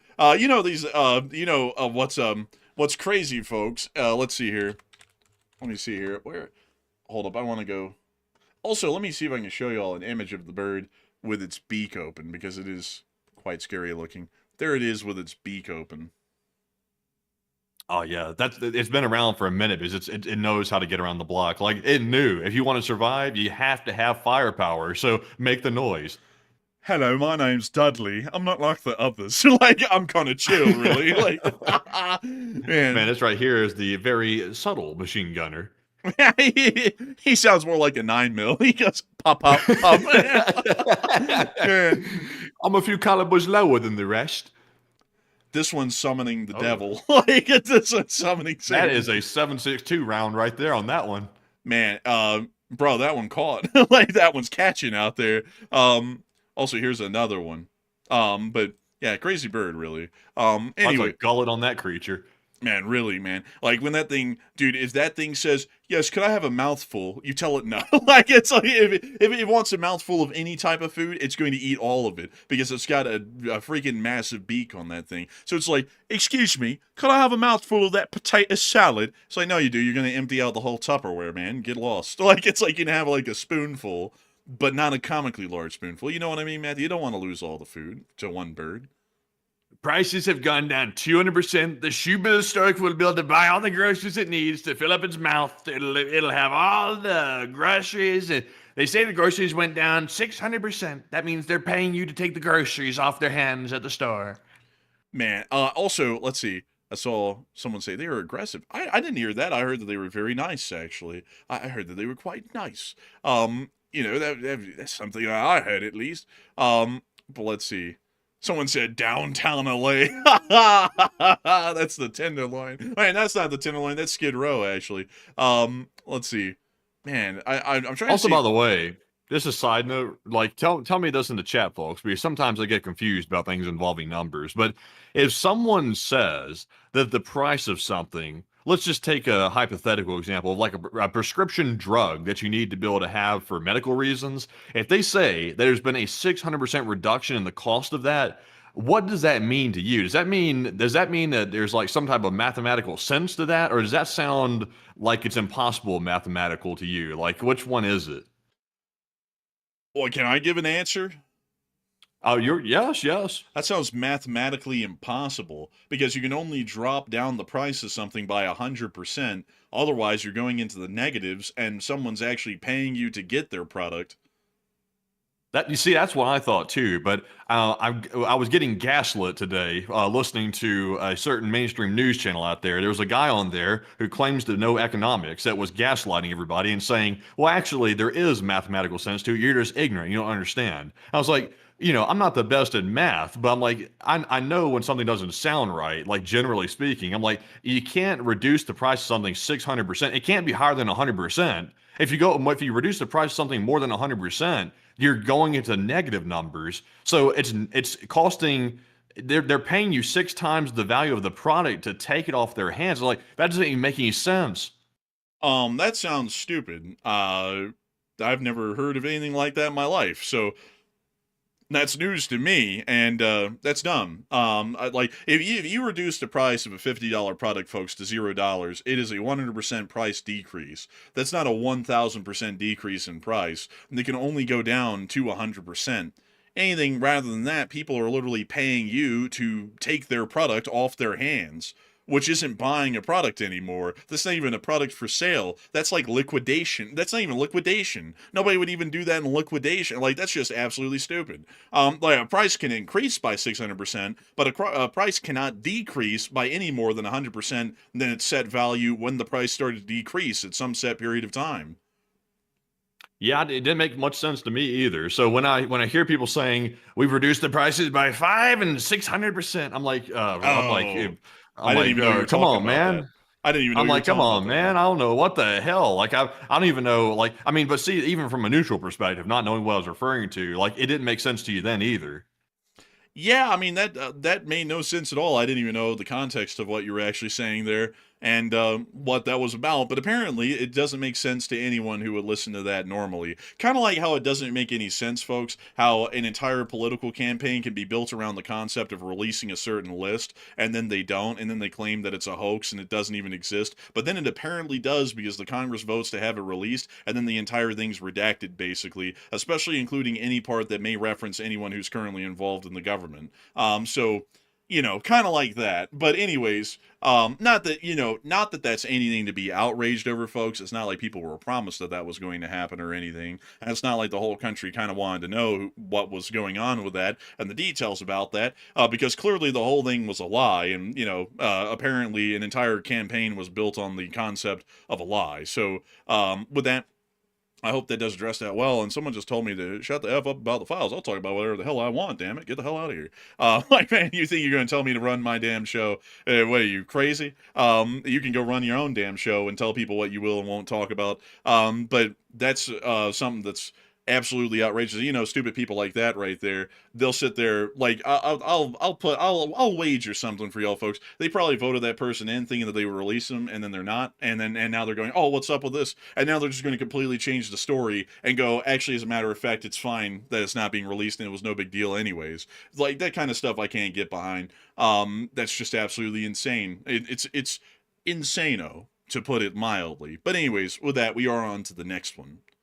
All right, and our next one goes to Chef Danny B yet again. He throws in another super chat, by the way, and thank you very much, Chef Danny, for that support. He put in a 20. He said, Chef Danny again, and you should see my bunny. And he is like a dog. He lives in the backyard, and then he comes inside. But when he wants out, he stands by the back door, and his name is Obi-Wan. And I sent Matt a picture on Discord. Oh, wow. And that's honestly crazy, real. I didn't know you could just leave the bunny outside like that. If you did that in Alabama, they'd get eaten by something almost for certain, like the coyotes or something like that would come in and find them. At least in Alabama, but maybe not in Utah or Colorado. Maybe not. I guess it's safer there. It's safer for bunnies and people alike. But Enforcer, what say you? That is really cool, Danny B, and that's so neat. I've always wondered about having a bunny. I always thought that bunnies were pretty cool. But we never got one, and I don't know if I'll ever be able to get one because of how the world works these days, and also with how our work schedule goes. It would be really hard to take care of a pet. I bet you have that issue too, honestly. But a big thanks to you so much for the Oh, support. dang. I see the picture of it now. That is like a dog. That's a big Send bunny it to me, there. man. Send it to me. I was expecting this to be like some sort of like small animal. This is big. I mean, this is as big as a corgi. Look here, I'll send it over right now. Let's take a look. Holy smokes, dude, that's massive. My God, that's a corgi. Is that those like T-Rex bunnies or those big ones? Like what they call them, like T-Rex or Alpha Rex or something like that? Let me pull up the massive bunny. Let's see. It's the Flemish giant rabbit. This is it compared to a Shetland sheepdog. My goodness.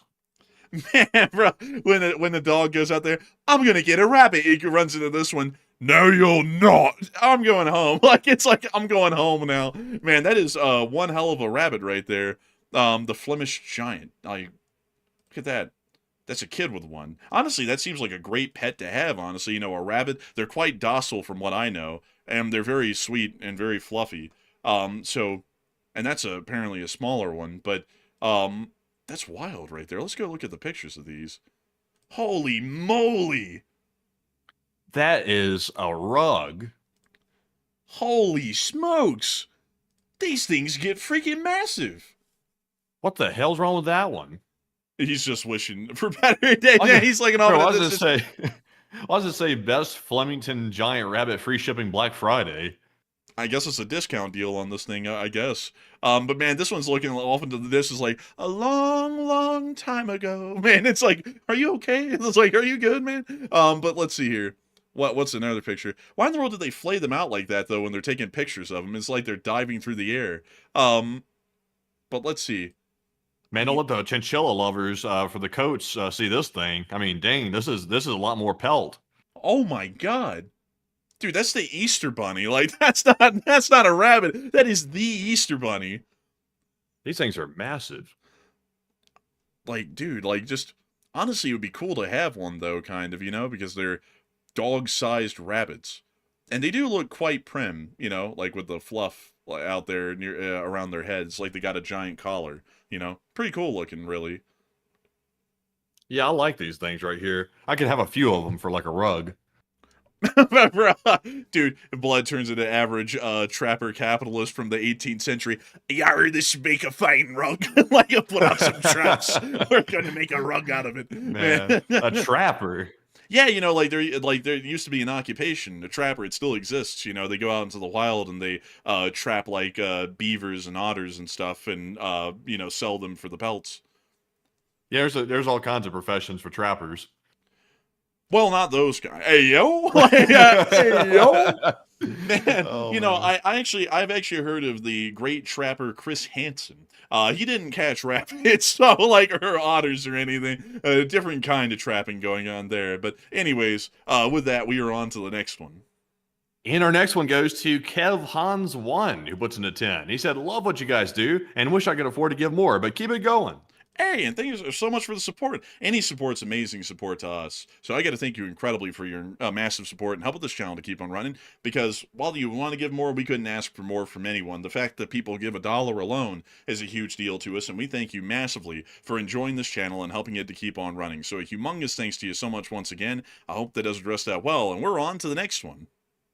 Also, by the way, I see a couple people talking about that Jake Paul getting knocked out, apparently. I didn't get to see it, but it looks like the headlines, at least, are saying that the other guy knocked him out in the 6th round.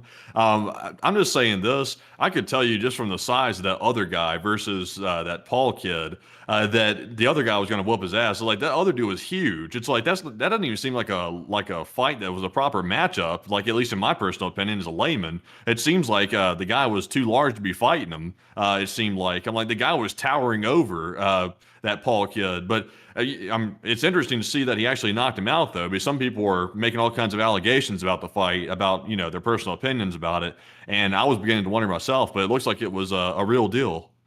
I gotta say, man, what's up with the matchings though for those fights? Like it used to be like, like Mike Tyson and others who were like very old and way out of their prime. And then he goes from that to like the living Dave or like the living Goliath and then fights him. It's like, what's up with like I don't understand the whole matching deal here because I feel like you're supposed to be matching like similar abilities, weight and height classes, and it just doesn't really seem like that happens a lot with these fights, It's like basically anyone and everyone. It's like the wild card fight. It could be anyone of any weight and height class just wandering in and any Yeah. age. It's like I don't know. Like I like Well, I, hmm? boxing's not what it used to be like anymore. Like it's not the same thing like when Mike Tyson was fighting and stuff like that. Boxing has kind of fallen off a little bit. So the boxing that still exists is like highly, highly, highly promoted to be like a spectacle almost. So it's like these exhibition fights basically that where they're trying to make a really big like production and show out of it. So it's more about picking fighters that are going to get the most attention. Like I think that's what those Paul brothers do is they go around picking people to get the most attention for TV reasons. So that way they can sell the fight better. I think. Yeah, I guess that's what they're doing. I'll be honest with y'all, folks. I'm just not really a big one for sports. But if I was into sports, I'd probably pick something like European football or baseball or something like that, especially one to play. Because any sort of a contact sport where your head gets rattled around a lot, like, say, boxing or American football, there's a decent amount of traumatic brain injuries that can occur later on in life, even in your midlife, that will make the rest of your life practically unlivable.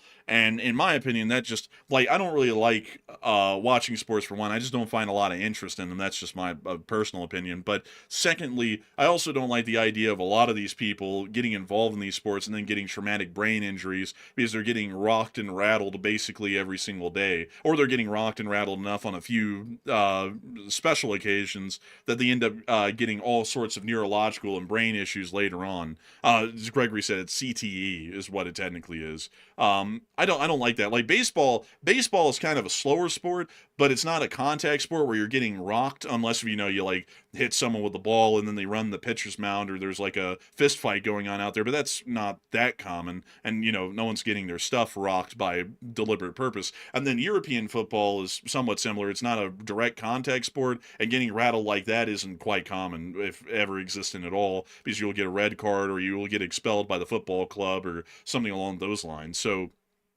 that's that's something I just don't really like too much about those sports myself. It's like when you watch them, it's like, dang, these guys, like whenever, like in American football especially, people get injured a lot in American football.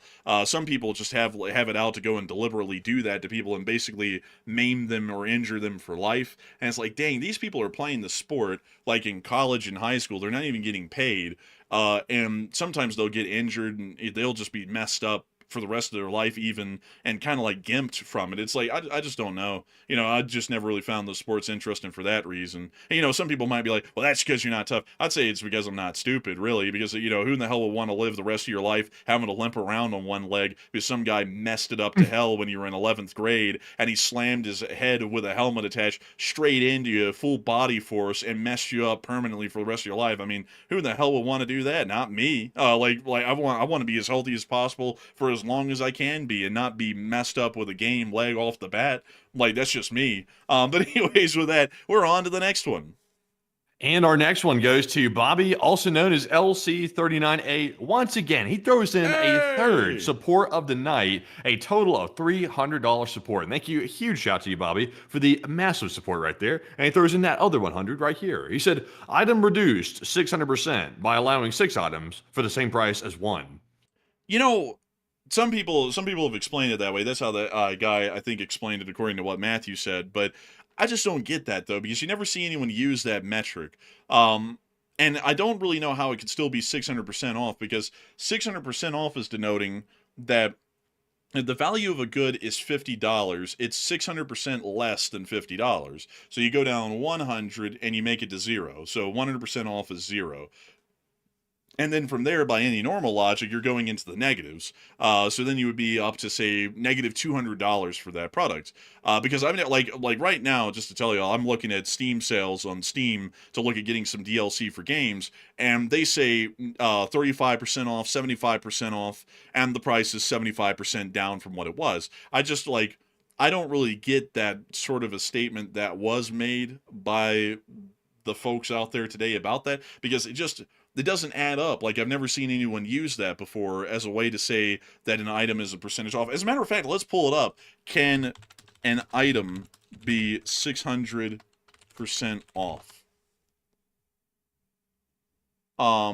So this is the AI answer. No, an item cannot be 600% off in a standard retail context. 100% discount means the item is free, which is the maximum possible price reduction. So there is, at least according to the AI, and it appears that, according to everyone else, it appears that the AI got the answer straight off of Facebook, as you can see it being repeated here by someone else. There really is no way for an item to be 600% off by a normal percentage naming convention. The best it could be is 100% off, and that's it. I would honestly say that the statements, like many, are made to exaggerate, that were made by the president, apparently, because I've heard that it was, I think, if I'm not mistaken, Matthew, I think it was a speech that he made, where he said that drug prices were 400, 500, and even 600% off of their original price, if I'm not mistaken. Let's see here. So yeah, it appears so. Based on what I'm seeing here, I'm scrolling through Twitter to go back and find the context for it. But I think it was Fox News that asked him about the thing. They asked the economics fella in the administration about that whole question right there, and I think even they said, the reporter on Fox had mentioned something along the lines of, "Well, how can it be 600%? That doesn't make mathematical sense." And they had some convoluted answer to why it made sense, which didn't make sense either, in my personal opinion. So yeah, it was in a speech. Yeah, there's just, like, a lot of stuff is exaggerated like that, though, by this particular guy. He says all kinds of stuff. He says that he's the smartest and the greatest at everything, and he does the best at everything, and people have to call him up on the phone for some reason to tell him how great he's doing and how wonderful he is and everything else. So I would say that it's more so, there's no way that something could be 600% off. I've just never heard of that before. The best I've heard of is maybe 90% off or 100% off, but never 600. And I've never seen anyone use that explanation to say that. And I don't know if that would stand up in court either, actually. Like, if you said something was 600% off as a offer in an advertisement, which advertisements are not offers, by the way, but if someone put that in an advertisement, and you sued over that, I mean, they would probably say, well, that's not even possible for it to be 600% off, because, you can only reduce a price from its set value, at say $100, down to zero, which, falling in between that range somewhere, it would be anything in between 0 to 100% off. So, the wild part is, like, when you hear that kind of stuff at first, at least for me, it kind of slides by at first, because you kind of just like chalk it up to, oh, it's just rhetoric or something like that. But when you really stop to think about it, you're like, wait a minute, you're like 600% reduction of the price. It's like, that doesn't make any sense. But if you don't put any brain power into it or start really thinking about what's being said, it kind of slides by you a little bit. It's kind of like slick talk a little bit. I guess slick talk's the only way I can really describe it without getting too blatant with it. But it's really slick. Well, it's like everything else. It's like, I made a peace deal, and it's the greatest peace deal that humankind has ever seen. I mean, leaders were literally crawling out of the grave like zombies to pick up a phone and call me and tell me, wow, that's the greatest peace deal. I mean, I could have never made the Treaty of Westphalia like that, or something along those lines. It's sort of the same deal. And, like, some people are saying, well, it was hyperbole. But, if you're making an announcement to the nation, you don't go, the fish was this big, and you stretch your arms all the way out to the wits. This is the administration of the nation is a business. So if you're going to tell the public about something that you did, we're not trying to get involved in sales talk here. We're not trying to go, oh, Enron's going to the moon, it's going to explode. We're going, we got the prices down, say 40% or 15%. Honestly, folks, the truth is, usually in most metrics, in reality, if you get something down by 10%, that's usually considered a major milestone. 600% is just, that's literally out in space somewhere. That's not even real. It's fictional. And I see, like, people try and say, well, it was hyperbole and it was exaggeration. Who's he trying to sell this to? You know, it's like he's the president. He's going to be the president for the next 3 years. It's not like he's having to market himself for another campaign. He can't even campaign again. He's on a second term. You can't have a third term by constitutional amendment. He can't. So it's like, who in the world's he selling to? No one. So why in the world even make such a ludicrous claim as 600% off? You know, like it's just something that it doesn't really make a lot of sense. I would like that those health insurance premiums be reduced by 600%. That's what I'm looking for. Yeah, you know, the damn insane, like, folks. Everyone's got health insurance in this country. Health insurance is insane, folks. The price of it. We have to deal with that all the time. It's just nuts. It's unreal, really. I mean, I look at it and I'm like, damn, it's that much a month. And it's a lot. I mean, it's a load. But anyways, with that, it is time for us to get on and into the next one. And our next one goes to none other than Raphael Sia, who puts in a 10. And Raphael said, "You guys are the best. LT, LSA." Hey, and thank you so much for the support and helping this channel to keep on running. Because if it wasn't for folks like you, we wouldn't be able to make this channel possible and keep it running. And of course, long live the Lee Spring Army. And also, before we move on to the next one, Bobby is saying 5 free items. Yeah, I guess it's like, you know, you go to say a pharmacy, and you're like, yes, I would like some Locadartin or whatever, you know, just coming up with a name. And so I guess they give you 5 free vials of Locadartin or something, and you don't even pay for it. It's just free. It's like, I don't know who's operating that business, but they're going broke quick, giving out stuff for free. Bankruptcy, like you say? Business bankruptcy, is that right? I think so. I think so. But that would be redacted, Matthew, because we have to protect the reputation of political figures and important individuals within this country, of course, because, you know, no one's above the law unless you're a political figure or an important person within the United States, and then any sort of possible crimes that you've conducted, they'll just be redacted. So with that, we are on to the next one. And our next one goes to Joppy, who puts in a 10. He said, "What do you think of the hypothetical that the axis of evil is dictated by China, and that the only reason that full offensives haven't been used against the West is that China won't okay it until Taiwan?" It's possible. China definitely runs the Axis powers, without a doubt, because they're the economic and military power of that group. Outside of that, though, I'm not really sure if anything's really waiting for the Taiwan War to happen, because usually wars are supposed to happen in more so of a vacuum relative to that particular situation and whether it's beneficial in that moment or not. So it's really hard to get a whole bunch of wars started off at the exact same day, at the exact same time, or within a very similar time frame for that reason. But I would guarantee you that the Chinese are running the Axis powers. And so with that, I hope that does address it the best I can. And a big thanks to you once again for support and helping this channel to keep on running. And with that, we're on to the next one. And we also have a massive support from Assorted Pickles, who just threw in a massive $100 donation. And thank you very much, Assorted Pickles, for those pickles right there, $100 right there. And they said, "You guys have merch, and I love the channel." And I would have to say, we don't at the moment, actually, Assorted Pickles. I do thank you for the unbelievably massive support. And we are trying to work on figuring out how to get the merchandising side of things done, because there's a lot in the background that goes into handling merchandise that makes it actually quite complicated. It's very easy to take in purchase orders, process those purchase orders, and pack them and ship them. But when we add on the fact that we're also running this channel every day, and also all the other stuff that comes in the background, like having to handle the tax side of things and everything else, it becomes incredibly complicated to do, especially considering that we run a 60-hour-a-week job basically running the show and our videos. So we're trying to work on how to do that, but generally outsource most, if not all, of the nitty-gritty work that we had to do to someone else, but still ensure the quality that we had before. Because, you know, we want to make sure that the quality is high. And in our first merchandising run, the quality was okay. This was a long time ago, and I'm not going to get into all the details of it, but the quality was okay. But every once in a while, we would test out the quality, and we would order some products, and they would come out and they would be defective. And that happened a couple enough times that we're like, we're not trusting this anymore. Like, you know, we're going to have to go and do this on our own. And then we went and did it on our own, and then it was wildly complicated to do with all the other stuff. So now we're having to figure out how to outsource it, but also maintain the high quality standard that we have. And that's kind of the issue that's those are kind of the barriers at the moment that we have that are generally stopping us from having any new merch at the moment. But I can promise y'all, folks, that the first thing we're going to do merchandise-wise when we get back to doing merchandise, and we don't know when, so don't hold your breath, folks. It'll happen when it happens. We're not really sure.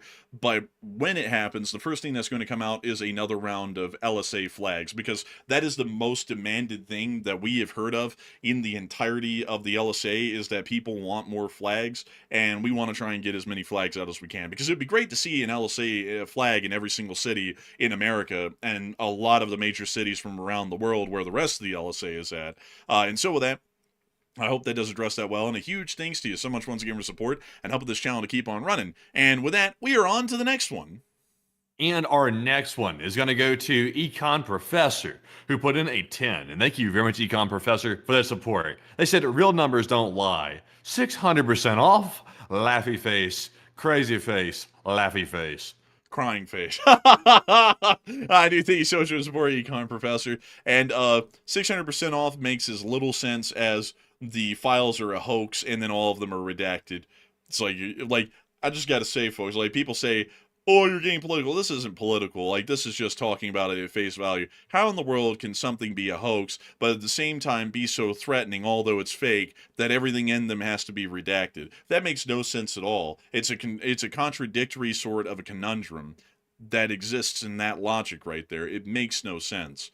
And you know, I just gotta say this to folks. Like, we have never talked about anything like this before, but the fact that the Congress voted on the release of these files, and then there was a stipend or an amendment, or more so a provision is the best way to say it, within that bill that said that the Attorney General's office had the ability to redact anything that it deemed necessary to redact. So then they went through and just redacted everything out of it, which seems at that point, like, to be entirely honest with y'all, that seems almost outright malicious, because the Congress ordered that it was to be released.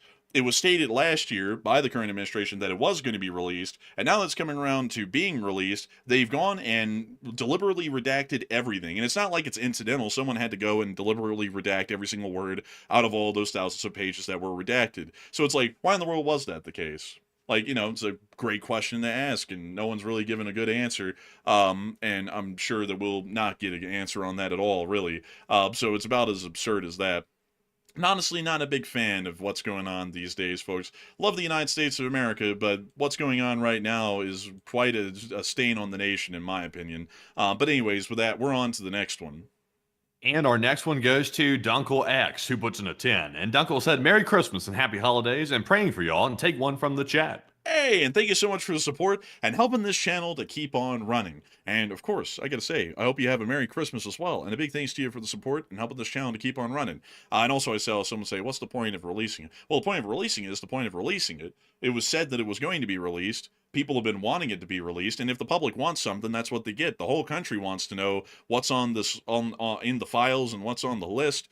So the government is supposed to follow the will of the Republic, whether or not it would make a difference. Because the truth be told, most of the stuff happened so far in the past. It was like 20 years ago at the most recent incidents that have been talked about, that the statute of limitations has probably, from what I would know, passed on most of the crimes that would have been conducted. So there really is nothing that could be brought up as far as criminal charges for anything that happened back then, because while it could be criminal and people could be incriminated in that, the statute of limitations is most likely passed. So really the only thing that people want to know in the public is, what are the actual details behind this? And also on top of that, the more pressing thing is that whenever anyone tries to bring up that they want it to be released and people push for it to be released, everything keeps being redacted or silenced or pushed down under to where no one can really notice it or talk about it too much, which even raises more suspicion as to what could be in it. You know, I wasn't really one to care about it all too much until people keep on acting like this is some sort of a nuclear bomb that they can't allow the public to see, and then that makes me wonder, why in the world is that the case? Why in the world is this such a dangerous thing for the public to see? especially considering that this generally was a standard court proceeding about crimes that were conducted like any other crimes. So why are these crimes special and the public can't know about them in public records like most every other crime or most every other criminal case that has its filings publicly published to where anyone can really read them? And that's so. I think they got everybody in them. I think that's why, because you'll hear occasionally like some, and this isn't political, folks. Like if you find this political, then I think you got to look at yourself. Like if you find this political, because it's literally in the public's interest. Now the one thing that's not in public interest is to release names of victims. That's something that's not in the public's interest. Like if they start releasing the names of victims, then those people are probably going to get harassed, and that's not in anybody's interest. But at the same time, though, it's in everybody's interest to find out if there's any currently serving politicians or high-ranking officials that could be compromised, that someone else has access to the information that could be used to blackmail somebody. That's definitely in the public's interest. And also, if crimes are committed, that's also in the public's interest too. So, I mean, for people to say, you know, it's political, it's just screw all the other details. You simply want to know what the hell happened, and is there anybody that's compromised right now? Because we need to know that. They want to yap about, oh, it's national security. What is national security is the people need to know, are the elected representatives, are they fit to serve, basically? That's what they want to know. That's what we should know, and generally, a lot of people do have a right to know, especially if something possibly criminal is involved, whether or not they're voting for people who may have conducted criminal actions. That's something I think the citizenry has a right to know, because why the hell wouldn't they have a right to know? Wouldn't you want to know that? I mean, like at this point, folks, what people are trying to say by saying you shouldn't delve into this or even talk about it because it's political. You're basically saying that if a certain kind of an offender runs for office, that should be completely rinsed from public knowledge, that nobody should know about that, and you should be able to 100% involuntarily vote for someone who may be on an offender registry somewhere in the country or may have conducted a crime like that. Is what you're saying. So, you know, and also on top of that, for a whole bunch of other people who are saying this isn't that big of a deal and stuff, the law says it's quite a big deal. When we look at the legal statutes that exist about this particular matter, this is quite a serious deal, these sorts of crimes within this alleged category.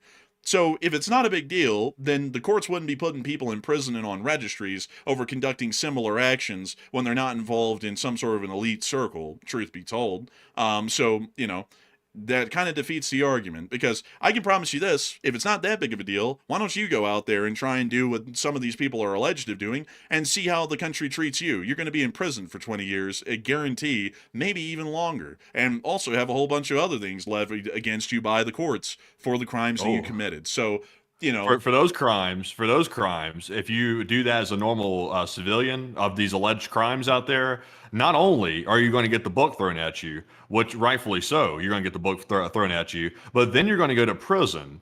And they don't take kindly to that kind of stuff in prison. That usually gets you some gang attention on you, some very, very bad gang attention on you. And they usually come after people like that in prison because they don't tolerate it. And it's very, very bad place to be committing crimes like that in prison. So that whole thing right there, and the problem I think most people are having right now is right now there seems to be like two different levels of justice right now. I know that's like turned into a catchphrase now, but it seems true.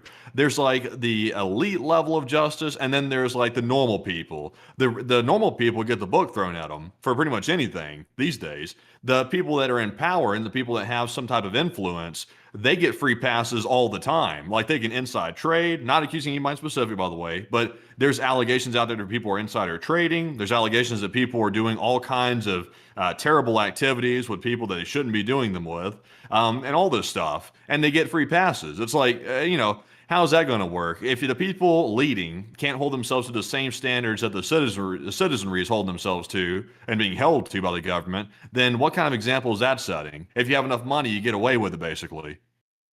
Yeah, it has been like this in the country before from time to time, like in the Gilded Age, but this is not the founding principles that the nation was founded on, and this isn't an oligarchy like the Russian Federation. Everyone is beholden to the same laws no matter what, and for that reason, we should be seeing that just for the matter of it alone, even with the statute of limitations having passed, so, well, I would assume having passed on a lot of these crimes, so you can't even charge them or try and indict them on these crimes, we should, as the public, have a understanding of what was involved in that and what information the government had when involved in those proceedings and trials, to have a better understanding of who in the world is, say, in powerful positions, like, for example, in the government, or in side of entertainment, or any other sort of a position where people get a large amount of exposure or maybe have significant influence. Wouldn't you like to know if those people may have been involved in some criminal actions or not? Because right now we don't know. Basically everyone's suspect because nothing's being released. It makes you wonder how many people actually were involved in that.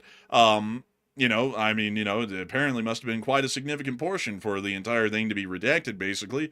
So now I would like to know who in the world exactly was involved. And it also makes you, but I'll just leave it there because I could keep going on that all night, folks.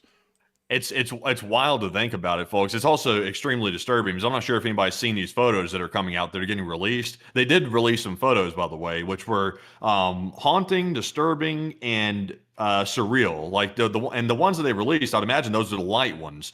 They're probably keeping the other ones probably hidden behind closed doors, I'd imagine. But very disturbing looking. Well, what's really disturbing, though, is that so many people have been alleged to have taken part in this that are the top leadership in some political positions, allegedly. Also, some of the top company leadership in the country is taking part in it. It's like, how in the world, when people say it's a big club and you're not invited, first of all, I wouldn't want to be invited to a club like that. It sounds sicko, and definitely is sicko. But number two, it's kind of true. There is a big club out there. It's a club full of sickos, and the sickos happen to have very powerful positions, a lot of them, and they're all in on it. It's like, that's very disturbing to see that apparently either power corrupts completely, or the people were sick to begin with, and they simply got into positions of power and kept engaging in it, one or the other. Yeah, it's one or the other. But with that, folks, we're going to be moving on from that because that's the thing that has had me aggravated during the whole show tonight. Because I don't like to see injustice, and I don't like to see what is clearly a major scandal going on right now, and a cover-up. It is a cover-up at this point because you don't redact 90% or more of a entire file and then say that that's not a cover-up. I mean, that's literally redacting basically everything. So it gets me quite angry because I consider the United States to be one of the greatest countries in the world, and I think that it's far below the United States of America to be in a position to where we see something like this happen. I hold America to a much higher standard, and I find it very disappointing that something like this would be ongoing right now in this country, and not only be a point of significant controversy within the United States, but as a point of major international scandal, not only between us, but to other nations around the world that are looking at the United States, and have looked at the United States for decades, as a leading example of what the precedent and the example is within the entirety of the world of what a modern Western democracy is supposed to look like. It's a great stain on the nation's reputation and something that I believe should be fixed immediately by any measure. But anyways, with that, we are on to the next one. And we also have a $20 super chat from Ross Nib. And thank you very much, Ross, for that support right there. And he said, thanks again, fellas. Your news rocks. And please take one from the chat. And LSA forever. And thank you so much for the support. And of course, long live the Lee Spring Army, and the Lee Spring Army will never die. And so with that, humongous thanks to you for the support and help this channel to keep on running. And with that, we're on to the next one.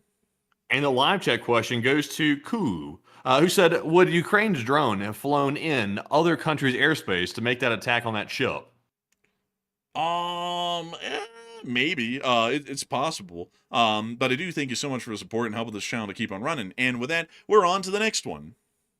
Also, by the way, to answer Chef Danny's question, so I don't have to type it, he said, did they release them or black everything out? According to the reports I saw from some outlets, about 90% of the stuff was blacked out. So apparently, if you believe the report, only 10% was visible to be able to see it or read it. So that doesn't sound like transparency to me. That sounds like some covering right there going on. But jumping into our next one here, this one is going to go to I Will Eat Your Hot Dogs, who puts in a 5. He said, aw, man, I'm the hot dog man. Joking. I ain't weird. Also, guys, LSA from Long Island, New York. Aw, man. We thank you for the support all the way from Long Island, or should I call it Long Grifter. Aw. Oh man! But beyond that, I thank you so much for support. Really funny name, and also I like the shtick. That was a pretty good one right there. So big thanks to you for support. I hope that has addressed that well. And with that, we're on to the next one. And this one here goes to Salty OG, who put in a 5 and said redacted. Redacted. That's the word of the day, folks. Redacted.